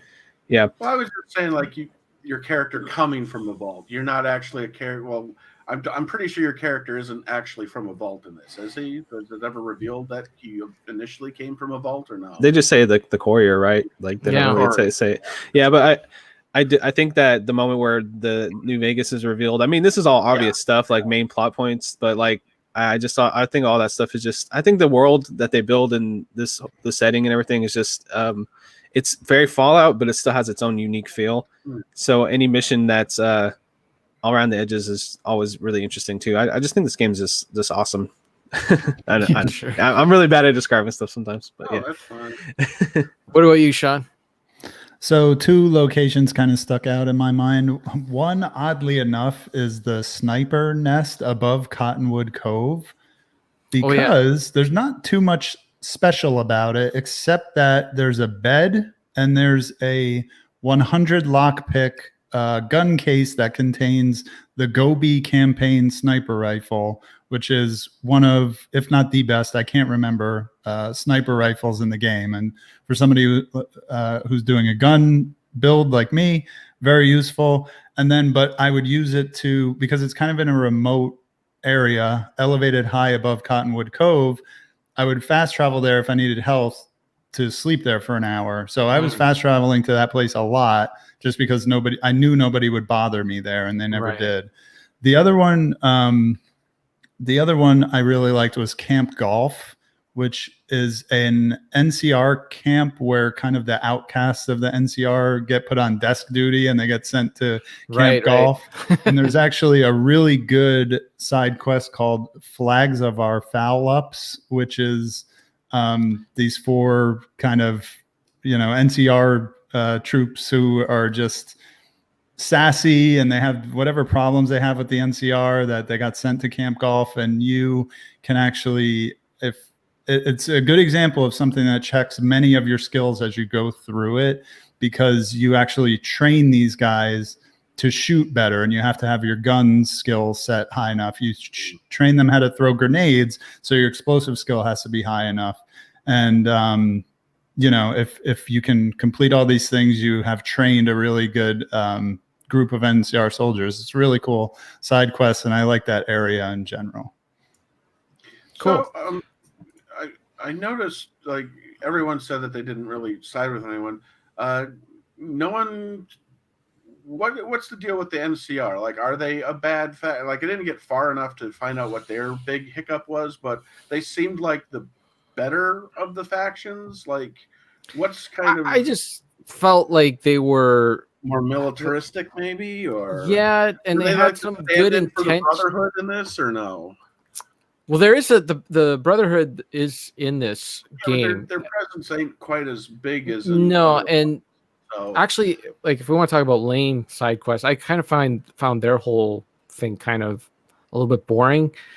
It was. Did you do the self-destruct sequence? No, Did you I know you left could do them that? alone. Yeah, Oh, no, I okay. left them alone. I was just like, just stop bothering me with this Brotherhood of Steel, because they just didn't seem like very interesting. I got it. Like, there was like, the idea was to make it like that this guy was trying to take over all the Brotherhood of Steel, and you had to question whether or not the old man who was in charge, whether he had his marbles with him or that, or if he was, who to side with and all that. And I don't know.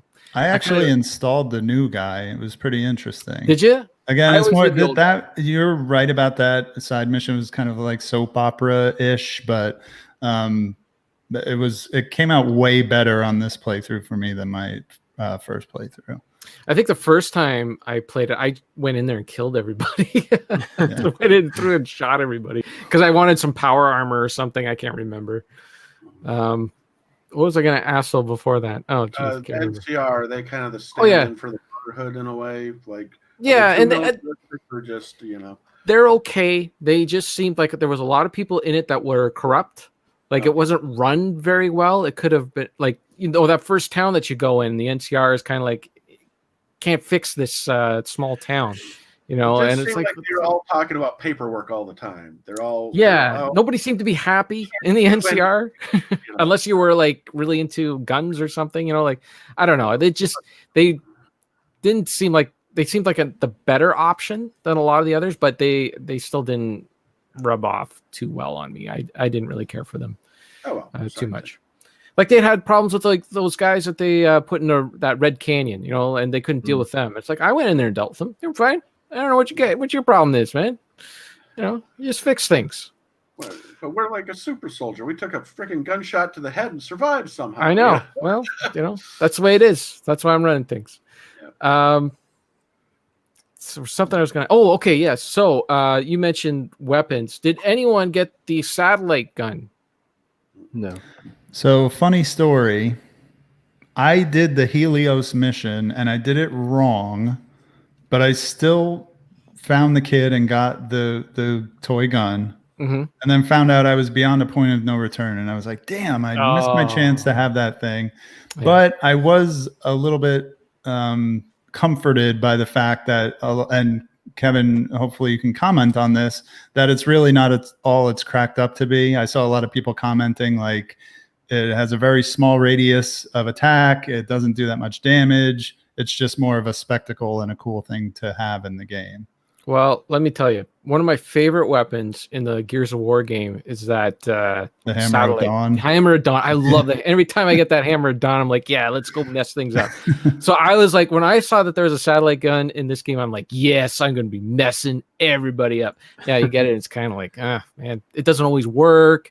Like you get one shot with it, and everything scatters around. Like everything moves around too much. It's not like a big monster coming out of a pit and it's just standing there waiting for the Hammer of Dawn to fall down on top of it. It's like you're trying to like hit a rad scorpion that's like moving around, and it doesn't work. So yeah, it was quite lame. So, and not only that, in the DLC that I played, one of the DLCs I played, it glitched out on me, and so I fired it. It didn't do anything because there was a couple of those death claws, and I'm like, all right, I'll try this thing on them.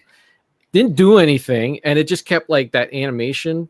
There was an animation where it'd be like the three rays are trying to come together to shoot as one, and they just kept going back and forth, back and forth. So as I'm playing the game, when I'm talking to a character, these friggin' things are going back and forth. Yeah, I should have taken like some video of it, posted on YouTube, gone viral, be famous, but I was kind of lazy and didn't feel like it. But yeah, it wasn't that great. So okay. Yeah, weapon wise or whatever. Yeah, I just kind of stuck to mostly long range guns. That just seemed to be what was the most effective in that. Not as effective as in the Outer Worlds, where that thing, it was like if you were a sniper rifle guy, you could just cruise through that game. I didn't find like there was any one weapon that really I could stick to and use all the time. I had a pretty full weapon inventory. Like I didn't want to I was always afraid, like, I didn't want to throw out a close quarters weapon. I didn't want to throw out a long range weapon, I had the one weapon I got, I'm assuming it was DLC, was that the grenade launcher that you get right off the bat. So I always kept, like, one explosive weapon, one long range, and then, like, a pistol weapon and a shotgun weapon. So I always had it completely full. And then I'd keep collecting because, of course, you had to repair your weapons. So anytime you'd pick stuff, you were constantly using it to repair your best weapons. So And Josh, you doing any big melee weapons Yeah, I mean, I would get a bunch of stuff. My favorite thing to use is probably either the throwing spear or the throwing knife spear. But because that closes the gap, like you guys were talking about how hard it is to close the gap. Right. Those are pretty useful in that build, and I would pretty much use whatever gun I could find too, because it's kind of hard to just be 100% melee in this game. So, okay, I like sniping. Sniping's fun in this game too. Yeah. Well, and I guess Sean, that sniper weapon, that was your weapon of choice, I guess. That was good for distance. Naturally, I also had the Riot shotgun is really good, especially if there's a few perks that are specifically for shotguns. Shotgun Surgeon, I think, is one that like it debuffs defense thresholds or something like that. It lets you do crazy damage with shotguns, and the Riot shotgun is just like a 12 round capacity semi-automatic shotgun. You could it's awesome. And then I did have a lot of machine guns, light machine guns, automatic rifles, battle rifles. Like I wanted to see everything. I got a bunch. And I like that the game is science fiction. There's energy weapons, lasers, and all that stuff. But then I like that the actual firearms are based in the real world, in up to the fact that the ammunition is pretty accurate to the real world, where they let you use 38 special and a 357 Magnum. Like they went maybe deeper than they needed to on that kind of stuff, but like 223, 556 being interchangeable, that's pretty interesting that they went that far into that. Yeah, there was a whole like a bench and everything that you have for making ammunition, and and energy stuff. Yeah, I didn't really understand it Yeah. too much. Like I was like, I knew 'cause I'm that not I just I'm not a bought gun guy. I don't know stuff. You know, But- there was like certain sort of like energy weapons that you can use, but like I didn't build up my energy weapon, which it seemed like I should have, because I ran into a few situations where it seemed like an energy weapon would have come in handy. But anyways, so yeah, there was that, and then there was like also there was two benches. There was that bench, and then there was another bench for building. I can't remember what.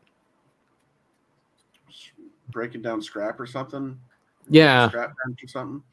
I can't Yeah. remember. Like you can use it to mod your weapons. I don't know. Like I said, Modding weapons. Yeah. I didn't mess much with the benches and stuff. One of the things now, one of the complaints I heard going into this was like the shooting didn't feel very satisfying compared to other games. And yes, this is an RPG at heart, but it is still kind of a first-person shooter as well. Even though you can go into third person, I found it pretty satisfying. I mean, there was a lot of really cool moments. Like I think one of the cooler moments that happened early on, like the powder keggers, they all had TNT that they'd throw at you. So one of the fun things, and I kind of found this by accident, they go to throw TNT, you go into VATS, you just shoot the TNT before it leaves their hand, and you just blow them all to heck. And I'm just like, well, that was satisfying. Like there's a group of 3 powder keggers. One buddy in the middle of them had TNT in their hand, and I'm just like, you just screwed you and your buddies. And you just zoom in, you shoot the TNT, and you just see just gibs flying everywhere. And I don't know, I thought it was, I thought the shooting mechanic, I mean, maybe a little floaty if you're doing it without VATS, but I guess I rely on VATS a bit more heavily than some people. But even when I wasn't, I think the weapons worked the way they were supposed to. I really think that's why VATS is in this game, is because they know the shooting isn't like the best shooting out there. So like, here's a nice little mechanic. I know it's like a legacy thing from the original games too, but that does help them to say, okay, the guns feel a little janky just to shoot from the hip or whatever, or down the scope. And just add this little mechanic to make it a little easier to knock out bad guys. I will say I did find it a little more, like the shooting a little more satisfying on the PC compared to using a controller. I did find I was able to aim a little better. Yeah, the shooting falls into this kind of in-between realm where you can't play the game like Call of Duty, but then if you rely on VATS too much, it's way overpowered at a certain point, especially once, again, with the perks, you could have super headshot accuracy and all this other stuff where you could just massacre everybody with VATS very easily. Mm-hmm. So it's almost up to you, to the player, to kind of balance that out. And what I would do, it was just kind of run around a little bit, fire from the hip, go into VATS, like just trying not to lean on VATS too much, because it made the game not boring, but maybe just like too rote, and I'm just VATSing everybody with a headshot, Mm-hmm. So yeah. I did oh, what the heck was I gonna say? Man, I'm having memory problems today. Oh well, whatever. Oh, geez. You were talking about that. So. I'm the one that worked 9 to 5 last night. You're the one with the memory problems. Yeah, well, I got up early this morning. I'm still getting over Eddie Van Halen dying. That's going to be my crutch. That's what I'm going to lean on. Okay, so we played the game. We did the thing. I did find the ending of the game. Like we were talking about in the fun facts, how the idea is that you get to play once you do all the end mission, all that, you still get to play in the Mojave Desert and see what the consequences are for your decisions and that. You'd still be able to do some side quests or whatever, but you'd be able to see like what happened. I did find that disappointing that was not in this game.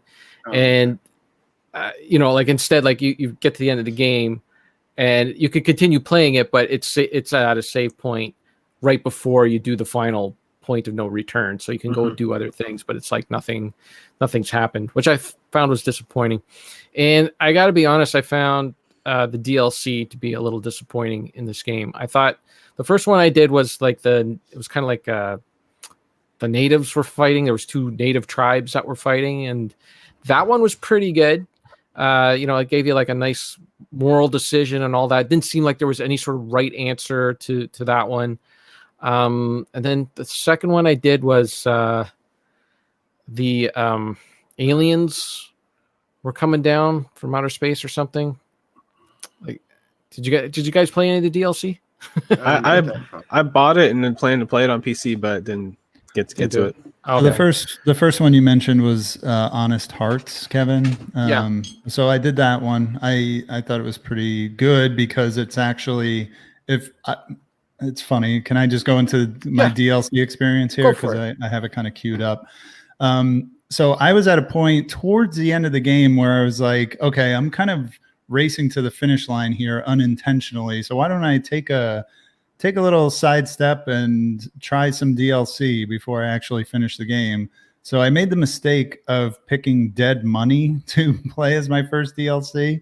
Which did you guys play Dead Money? Which one's that? So that's the one that's like survival horror where there's no healing items. You can't sleep. You can't wait. Oh no, I did not play that. Yeah. So it's a huge pain in the ass. And I think it would be an acquired taste. I think some people will absolutely love it, but it does not play like the core game in any way.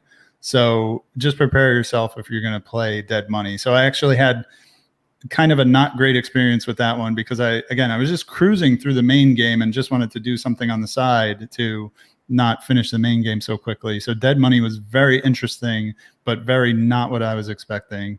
And then I also did Honest Hearts, like I just said, Kevin, like you were talking about. And I remember the first time I played the game, I did Old World Blues, which I don't know if that's the one you're talking about with the scientists who are AIs, where they're like TV screens. Yes. So yeah, I did that one the first time I played the game, but not this time. And then there's one more called Lonesome Road that I haven't played at all yet. I think I played Lonesome Road, but I can't remember it. I mean, I didn't like how the DLC felt so far removed from what was going on in the Mojave Desert. Like it felt like as if like it was like this own branch of its own thing, and it just felt like nobody in this world knew what was kind of going on in the Mojave, and I don't know. It just felt really disconnected. That's one of the things I actually liked a lot about Honest Hearts because it's not Fallout-ish as far as the environments. It's actually this beautiful like desert forest area with canyons and rivers, and it's not what you expect from a Fallout game as far as environments go. But it was kind of interesting to play Fallout mechanics, VATS, the shooting, the drinking the water, but all the water's clean. Like it's just an interesting twist on the Fallout gameplay, playing in a place that hasn't been nuked, you know? Yeah. That's a good point. It just, I don't know. It felt like, I don't know, everything that I was doing just didn't matter to these people, and I wanted it to matter. I'm trying to remember what Lonesome Road was. Oh, well, if it was important, I would have remembered it, right? Well, yeah, that's where you're chasing this guy. Yeah, okay, I remember it now. That's the one with the stupid, I used the satellite beam and it was doing this throughout the whole thing. So that probably distracted me from the DLC too, you know, like when you got this happening as you're trying to play a game constantly, that was annoying. Okay. Well, I guess that's it for DLC. I was going to talk about graphics and audio. I don't know. Graphics were it's a 10-year-old game based on a 12-year-old game. They didn't really update too much for this one, but I don't know. Is it really important that the game looks, you know, beautiful or anything like that? It held up okay for me. I thought the actual, like, the wasteland itself was a bit boring. Yeah. It all just looked the same. Sparse. It was very sparse. That was one of the turnoffs for me was I could walk a very long way without absolutely anything happening. Like, you know, like not even a random encounter or maybe a rad scorpion. And maybe sometimes that's just my fault. I just picked the wrong path because sometimes I'd purposely go off the beaten path, but I wouldn't run into anything. So the in-between destinations was a bit on the boring side graphically wise, but otherwise I think it served its purpose as being a desolate wasteland, you know. Yeah, I mean, it feels Fallout. That's, I mean, I guess if you'd never seen a Fallout game, you wouldn't like know what to expect. But everybody has seen Fallout at least in some respect, I would assume.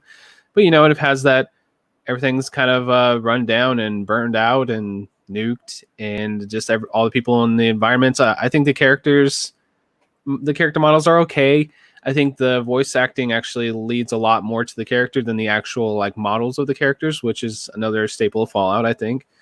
And I think that having everything kind of sparse and like you said, Ryan, like where you walk for a long time and don't run into anything, you don't see any familiar faces or any bad guys for a little bit, but then you get to like New Vegas and you get to like the set pieces of the game, and it actually has a bigger impact. And I think that adds to the overall experience, in my opinion. Okay. Anything you want to say about the graphics, Sean? Anything stick out to you? Yeah, I like the overall mixture of the classic Fallout, like 50s aesthetic mixed with like a cowboy aesthetic. I think they nailed that really well. And to Josh's point on the character models,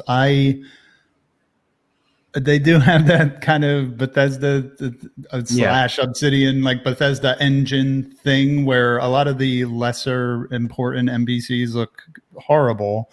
But I think some of the more important characters, especially the companions, like I thought, it's weird to say, but I thought Cass was beautiful. I thought Veronica's very cute. I really liked a lot of I think the ghouls are appropriately repulsive. Like, and I know that's just a carry through from Fallout 3, but it's part of this game. So I think graphically, like I said, I like the 50s aesthetic, the advertisements, Vault-Tec lunch boxes and stuff. It's not as heavy as Fallout 3, I think. But that might have been due to development time. But I think the details are there enough that it's like this is a cohesive world. Yeah. Okay, fair enough. All right. Is there anything else you want to say? Did you guys do the stuff with the cannibals? The people who like to eat them? No, I know of that mission. The white gloves. Yeah, that kind of. Yeah, before we get to that, we talk about graphics. Are we going to talk about music? Sure, why not? Now, I bring that up because I'm like kind of passionate about the music in this game. Okay, let's wonder, did you guys play the game with the Vault Boy radio going the whole entire game? Because I do in these games. I usually was listening to a podcast while I was playing. So no, totally fair. I mean, I do it occasionally. If I get a new it just kind of suits the mood for me. I find it distracting. I'm trying to concentrate on the game, and I would just end up sitting there listening to the music instead of playing the game. All right. Well, let me be the lone voice to raise up the licensed soundtrack in this game because it's phenomenal. It's a great mixture of early country music and some Vegas like Rat Pack stuff like Bing Crosby and Frank Sinatra. And of course the standout track in the game is Big Iron. I don't know if you guys have heard that, but that's like it's one of these older like songs that tells a story. Like I don't know if you guys have ever heard the Ballad of the Green Berets, which is an old song. It's not in this game, but it's in that same vein. It's just like a really it just tells a story. I don't know how else to explain it, but it's a great song. Sounds like something Johnny Cash would cover. Exactly. It's in that same vein. Totally. I'm so glad you said that because it's that kind of thing. Perfect analogy. But yeah, I would recommend, if you go on Spotify, you can just search Fallout New Vegas soundtrack. People made the playlists of them. Also, shout out to the Fallout 3 soundtrack. Same thing. Great, like older songs, and they're out there. But yeah, I always played with. There's two radio stations that play music, if I remember correctly. But one has an announcer or DJ called Mr. New Vegas, who's actually voiced by Wayne Newton. And there's different playlists and different songs on both stations, and they do overlap a little bit. But I found the one with Mr. New Vegas almost got kind of annoying, and I know it's Wayne Newton, and that's really cool. But like his delivery was, it was like I think it was intentionally creepy, and it was actually kind of off-putting. So for most of the game, I just listened to the one that only played music. So that's my 2 cents on that. So now we can talk about the white gloves eating people. I guess the radio is kind of like the radio in the cars in a Grand Theft Auto. Yeah, it is. Yeah, but it's on. You don't have to be in a vehicle. Right. It's more like Saints Row 4, where you can just have the music on at all times, which is, I think it's totally rad. Just it's part of the pastiche to me of just running around with my companions, like we're this dysfunctional family just roaming the wasteland. We got our weapons, we got our wine and whiskey, and we got tunes playing. I know that sounds corny, but that's just like that's the headspace I'm in when I play these games. Rad scorpion tails, so you can fry up on the thing. Oh yeah, that's right. There was cooking in this game. You can actually cook at campfires and that too. I don't think that was in Fallout 3 at all. That's I'm pretty sure this was the only game that had that. There was a lot of like mechanics that did kind of follow through and got expanded on in Fallout 4 to make it more. People wanting, because like I said, like I mostly ignored like using workbenches and cooking and stuff because everything I could usually just buy, or something like that, or find the way. But I could see that these mechanics, how they kind of followed through and became more of a thing in Fallout 4, and I don't know about Fallout 76, but yeah. Okay. Anyone else want to bring up in the game? Before we move on, before we wrap it up, we're good. We've said it all. It's all done. So you all hung out with the cannibals. Did you guys eat any people in the game? Didn't eat any people. No. That was one where I got stuck on it was intelligence. I was trying to do that quest like the best way, which is to you fake out the guy who's masterminding the cannibal. He's trying to like usurp the White Glove Society. So you can fake him out by serving food that he thinks is people, that he's going to say, aha, you guys were eating people. But then you can say like, no, actually it's, Brahmin steak or whatever it is. Oh, wow. But when I killed the cook, my intelligence was not high enough to cook the fake food, so I couldn't do it. So I had to just bust the prisoner out and kill everybody. Yeah. So. Oh, man. I can't remember how I got out of that one. I remember going into a room and there was a couple of dead bodies in there, and then I got attacked by a couple of guys, and I had to go back to another save because I was stuck. Like it was like I could not get out of this situation. And so then I, went around, played some other things, and I went back to that game after I built up, I think, intelligence or something like that. And then I just used my intelligence to get through that.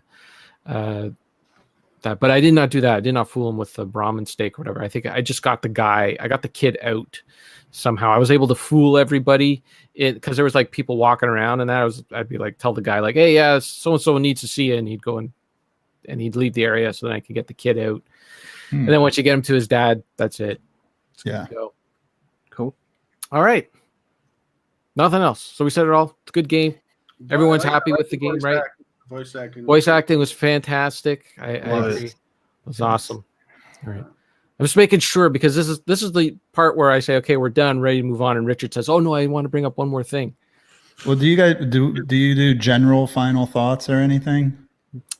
Or we used to, but I took it out. Thumbs up, thumbs down. We can. Okay. Why not? Yeah, we did the big 3 questions at one point, but I got rid of it because everyone complained about it. So I was like, you know what? I'll just get rid of it. It was a nice running joke. It was a good running joke that. But everyone hated it. All they did was complain. I didn't. I never complained. Not once. I loved it because it was something you came up with that I could complain about. That's why I didn't come up with it. I stole it off of someone else. Exactly. But all right. What are your final thoughts? Final thoughts is go for it, Ryan. Final thoughts. Final thoughts for a game that you only played 1/8 of. Yes. Well, final thoughts is I will probably go back to it. And it's a very enjoyable experience. I don't know if I can compare. I've played enough. I can compare 4 and New Vegas. However, I do think story-wise, New Vegas is much more interesting than Fallout 4. But yeah, I will go back to it, and it was fun. That's all I got. It's great. 5 Cool. out of 5. Wow. Perfect score. All All right. right, 5 out of 6. Oh, well, still a 5. All right. What about you, Josh? What do you Yeah. say? This is I haven't, fair warning, I haven't played Fallout 1 and 2 ever, which I'm assuming we might get to one day, but I've played all the 3D ones, even Fallout 76. I put some hours into that, and this is actually my favorite of that style of Fallout game. I think it's the best world. I mean, I love Fallout 3. It's a classic. It's a modern classic. I think it's a great game. I love it to death, but I feel like this one just edges it out just a little bit more from the world building and the characters, and I just think it's just a lot more fun to me. I think it's just the best of all of them, and it's crazy that they developed this thing in 18 months or what is yeah, that's insane to me, because like I just always think about this game like fondly. I'm like, this game just speaks to me really well, and if someone's like, hey, which one are you gonna go play again, I'd probably pick this one over 3 or 4. 4 was a little disappointing to me. I still had a good time with it. And 3, like I said, it's a modern classic, and then this one just edges it out. I think I'm repeating myself now. So Yep. yeah, it's a great game, man. I love Great it to game. death. Yeah, All right. fantastic. It's great. It's If you want to awesome. stop repeating, stop talking. I know. That'll work. I was like making it go and go and go until you cut me off. Okay. Out there, you're cut off. That's it. Okay, Sean. Put a time limit up when we get to these, and then once it cuts down, everyone's mics get cut. That's actually not a bad idea. No, we're not going to give you that power, Kevin. We're not going to do that, though. Well, I can take people out of this, like remove them and whatnot, but I'm too nice of a guy to do that. Sean, final thoughts? Yeah, so I mean, if it's not plainly obvious, I cherish this game, especially on a second playthrough. I mean, I would recommend people do what I did: play the game blind the first time through, and either take your time or just do the story missions, and then the second playthrough, get a guide, get a nice hardbound strategy guide or some guide on the internet, and do all the cool stuff and discover all the weird and interesting and really creative things that you can do in this game. Again, really love the characters. I give this game a 10 out of 10, and my appreciation for Obsidian as a developer only makes me appreciate this game more over time. And I would highly recommend some of their other games if you like this one, especially Alpha Protocol is similar. There's a lot of messed up things with that game too, but if you've never played it and you like Fallout New Vegas, definitely check it out. And of course, The Outer Worlds. Need to dive back into that game. Yeah, so that one's great too. So yeah, love New Vegas, and really appreciate the kind of nudge to play it again, to hang out with you guys here tonight. So really rewarding experience all around. Awesome. Okay, well, I agree with all you guys. I think this felt a lot like Vampire the Masquerade, where it's like this really good and unique game, but it just has like these stupid problems that could have been fixed, but history, time just wasn't going to happen.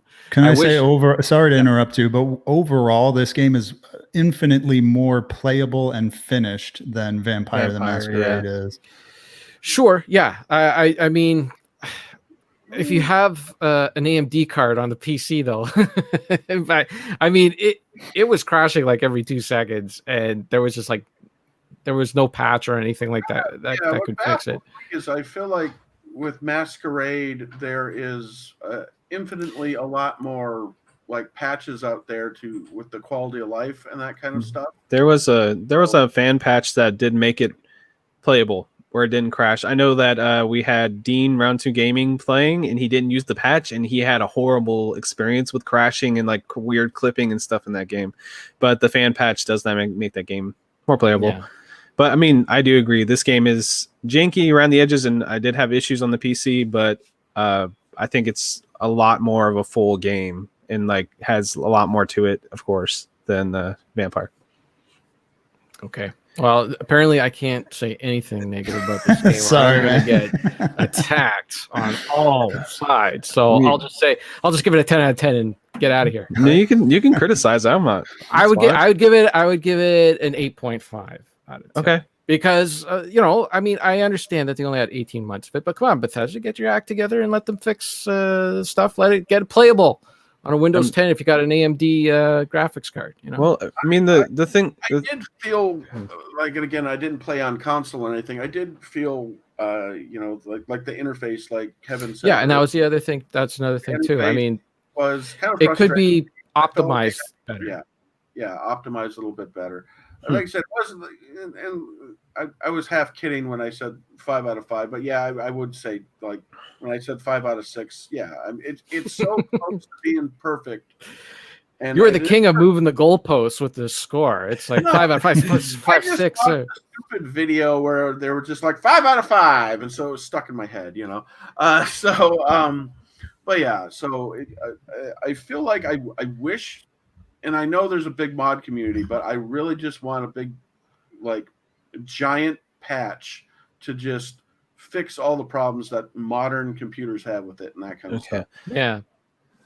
I do think that big news that happened during these 2 months we were playing this, that Microsoft bought Bethesda, and they own they own Obsidian too. Maybe they will revisit this game and the older Fallouts and patch them and stuff. You never know. Yeah, that's what a lot of people say. That'd be awesome. They also have I mean, honestly, I was a little disappointed with the DLC. I did like that one with when you're going with the 2 native tribes and that, but I don't know. I just didn't. And I really would have liked at the end of the game for you to be able to go around the Mojave Desert and see all that stuff that you did, how it affected everyone, instead of it just being a slideshow at the end. And I understand Fallout. Like, honestly, I was disappointed with the end of Fallout 3 as well. I found Fallout 3 was like, oh, it's just a slideshow at the end. And spoiler alert for Fallout 3, I believe you die at the end of that game, and then they decided to make some DLC for the game, so they brought you back to life so you could play the DLC. So the end of that game is a bit of a mess too. So there's still great fun and everything. Just I wouldn't. Thanks for ruining Fallout 3 for me. See, this is the thing, right? This is the thing. You can have someone who hates the game, and you can accept that, but someone who just doesn't like the game as much as you, that's like Josh with Duke Nukem 3D. He hates it. It's terrible. It's terrible. It's embarrassing. It's embarrassing to have him on the show. I like it. Minecraft. See, I hate Terraria. Everyone hates everything, man. That's what I just said. I hate Terraria. I hate Minecraft. I mean, we find them fun and we keep playing them, but we all hate these games. We all really just. We're just here to hate on everyone else's favorite game. That's what we figured out. Okay. That's it. We're done, right?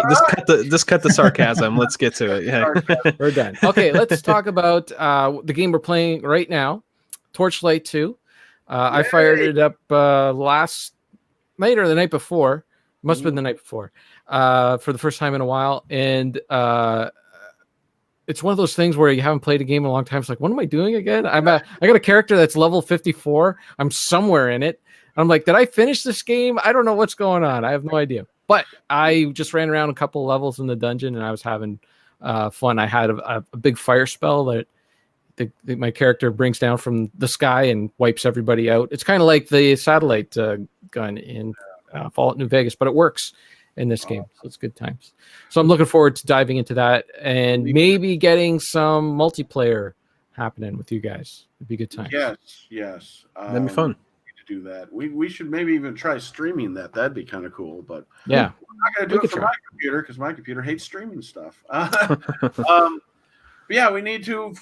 I'm not going to go into spoil. I'm just going to talk about it. Great game if you love action RPGs. If you're a Diablo fan, a lot of people feel this is more of a spiritual successor to Diablo 2 than Diablo 3 was. Yeah. Depending on who you ask. It's a colorful game. It's easy to get into. There are a lot of fun classes. Plus, there's a huge modding community. Like, there's a Steam workshop. So even when you're done with the base game, you can dive into a lot of user-created stuff. Everything from breaking the game with OP classes that basically rain hell upon everyone to making it even super challenging, like hundreds of bad guys coming at you at the same time. Hang on, my phone is ringing, so I'm going to mute Mr. myself. Popularity there. Right? Mr. Popularity. So someone else continue for me. All right. Well, I was gonna say I'm excited to jump into it because I don't have as much experience with action RPGs. I did play Diablo with us, and that was fun. And I haven't really dived into many others. I've dabbled here and there, but this will be another one I'm excited to just like pour myself into. So you never played it before? No, never have. Awesome. Yeah, so it's gonna be good. Gonna be good times. What about you, Sean? You got any desire to play Torchlight 2? Is this an older game? Is there like a GOG version of it? There is It's- GOG, yes. Yeah. Okay. So Torchlight 1 and 2. It's a modern game, pretty modern, right? Yeah, Like, it's fairly 5 modern. years. oh, years. is it? yeah. I mean, I could try to run it on my PC, my desktop, maybe. It's a it's- small game. It's on consoles. It's on consoles. and it is on consoles. Oh, okay. Yeah. Console? No. I'm just saying. Run on most older computers. So Okay. I think I might there's check a it out. I love Diablo style games, and so does my wife. So I think might it's on check the- that out. I think it's on the Switch too. Yeah, isn't it? it's like on Switch and PS4. That's and no doubt the Xbox. best way to play it. I'm sure.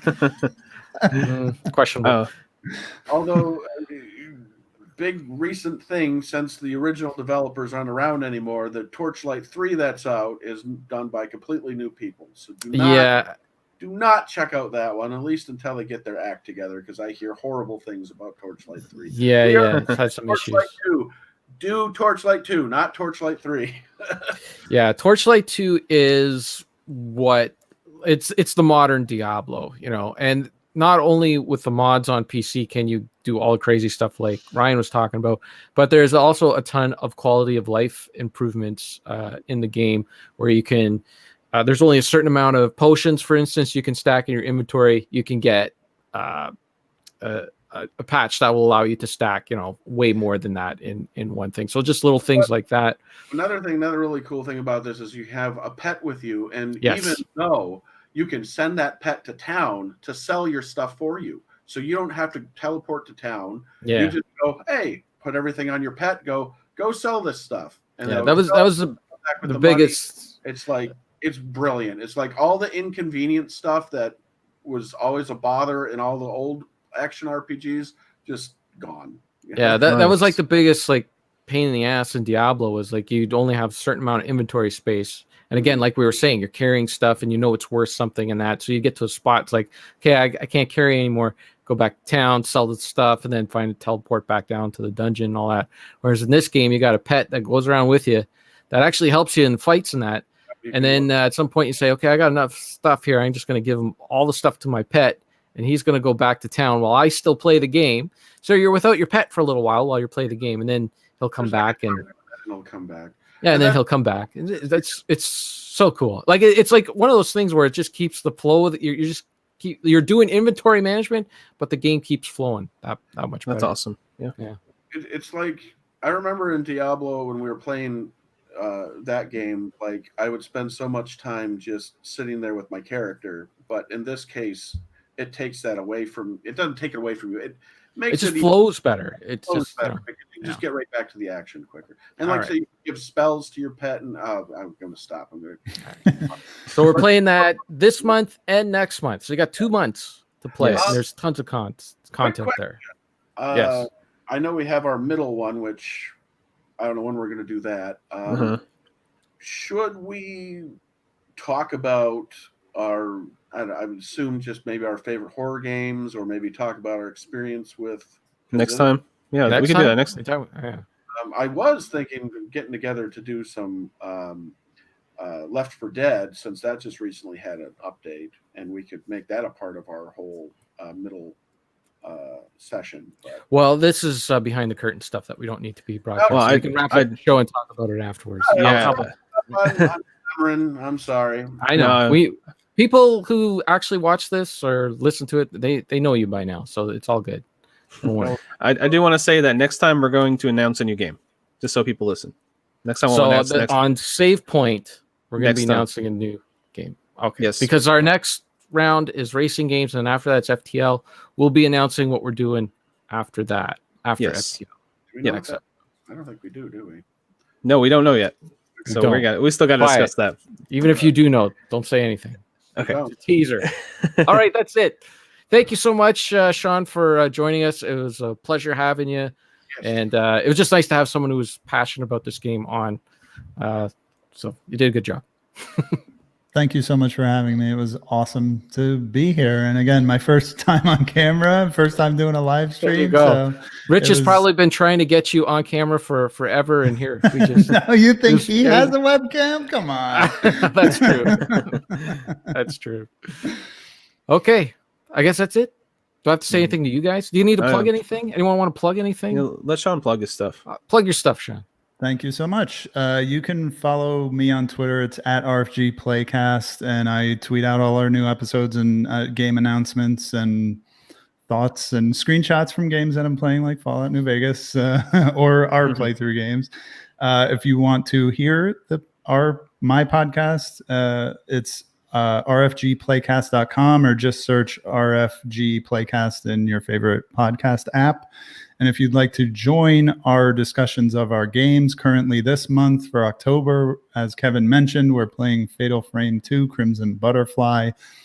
Log on to rfgeneration.com. Free to join. It's very similar to the Cartridge Club, and it's a great place to hang out on forums and talk to people who are playing the same game as you. And Kevin, I just got to thank you sincerely from the bottom of my heart, because I really love it and I really appreciate it that you announce our games on every podcast that you're on. It's awesome. Yeah. And I want you to know that I really, really appreciate it. Oh, no problem, man. And it's actually not on every podcast that I'm on, because apparently I'm on a ton of podcasts. But there are a couple. handful of them. I hear The- you mentioning our games, and the- I love it. The video Not as game many as centric Josh. ones. the video game centric podcasts I do, and it helps me remember what the heck you guys are playing too. So Yeah. it's all good. Of course, here comes Steven. He always comes in at the end with like the craziest dumb requests. He wants us to stream Left 4 Dead 2. You might be able to convince Ryan to do that, Steven. He might do that for you. You never know. Yeah, if you want to watch the stream at about 15 frames per second, that'll be great. You'll Let's be do it. vomiting all over the place, but That sounds like a N64 adventure right there. Okay, we've been talking for 2 hours and 20 minutes. We got it. Let's go. Crash the computer. All right. Goodbye, everybody. Thank you Bye. for listening, watching, all that stuff. Honk. Bye bye.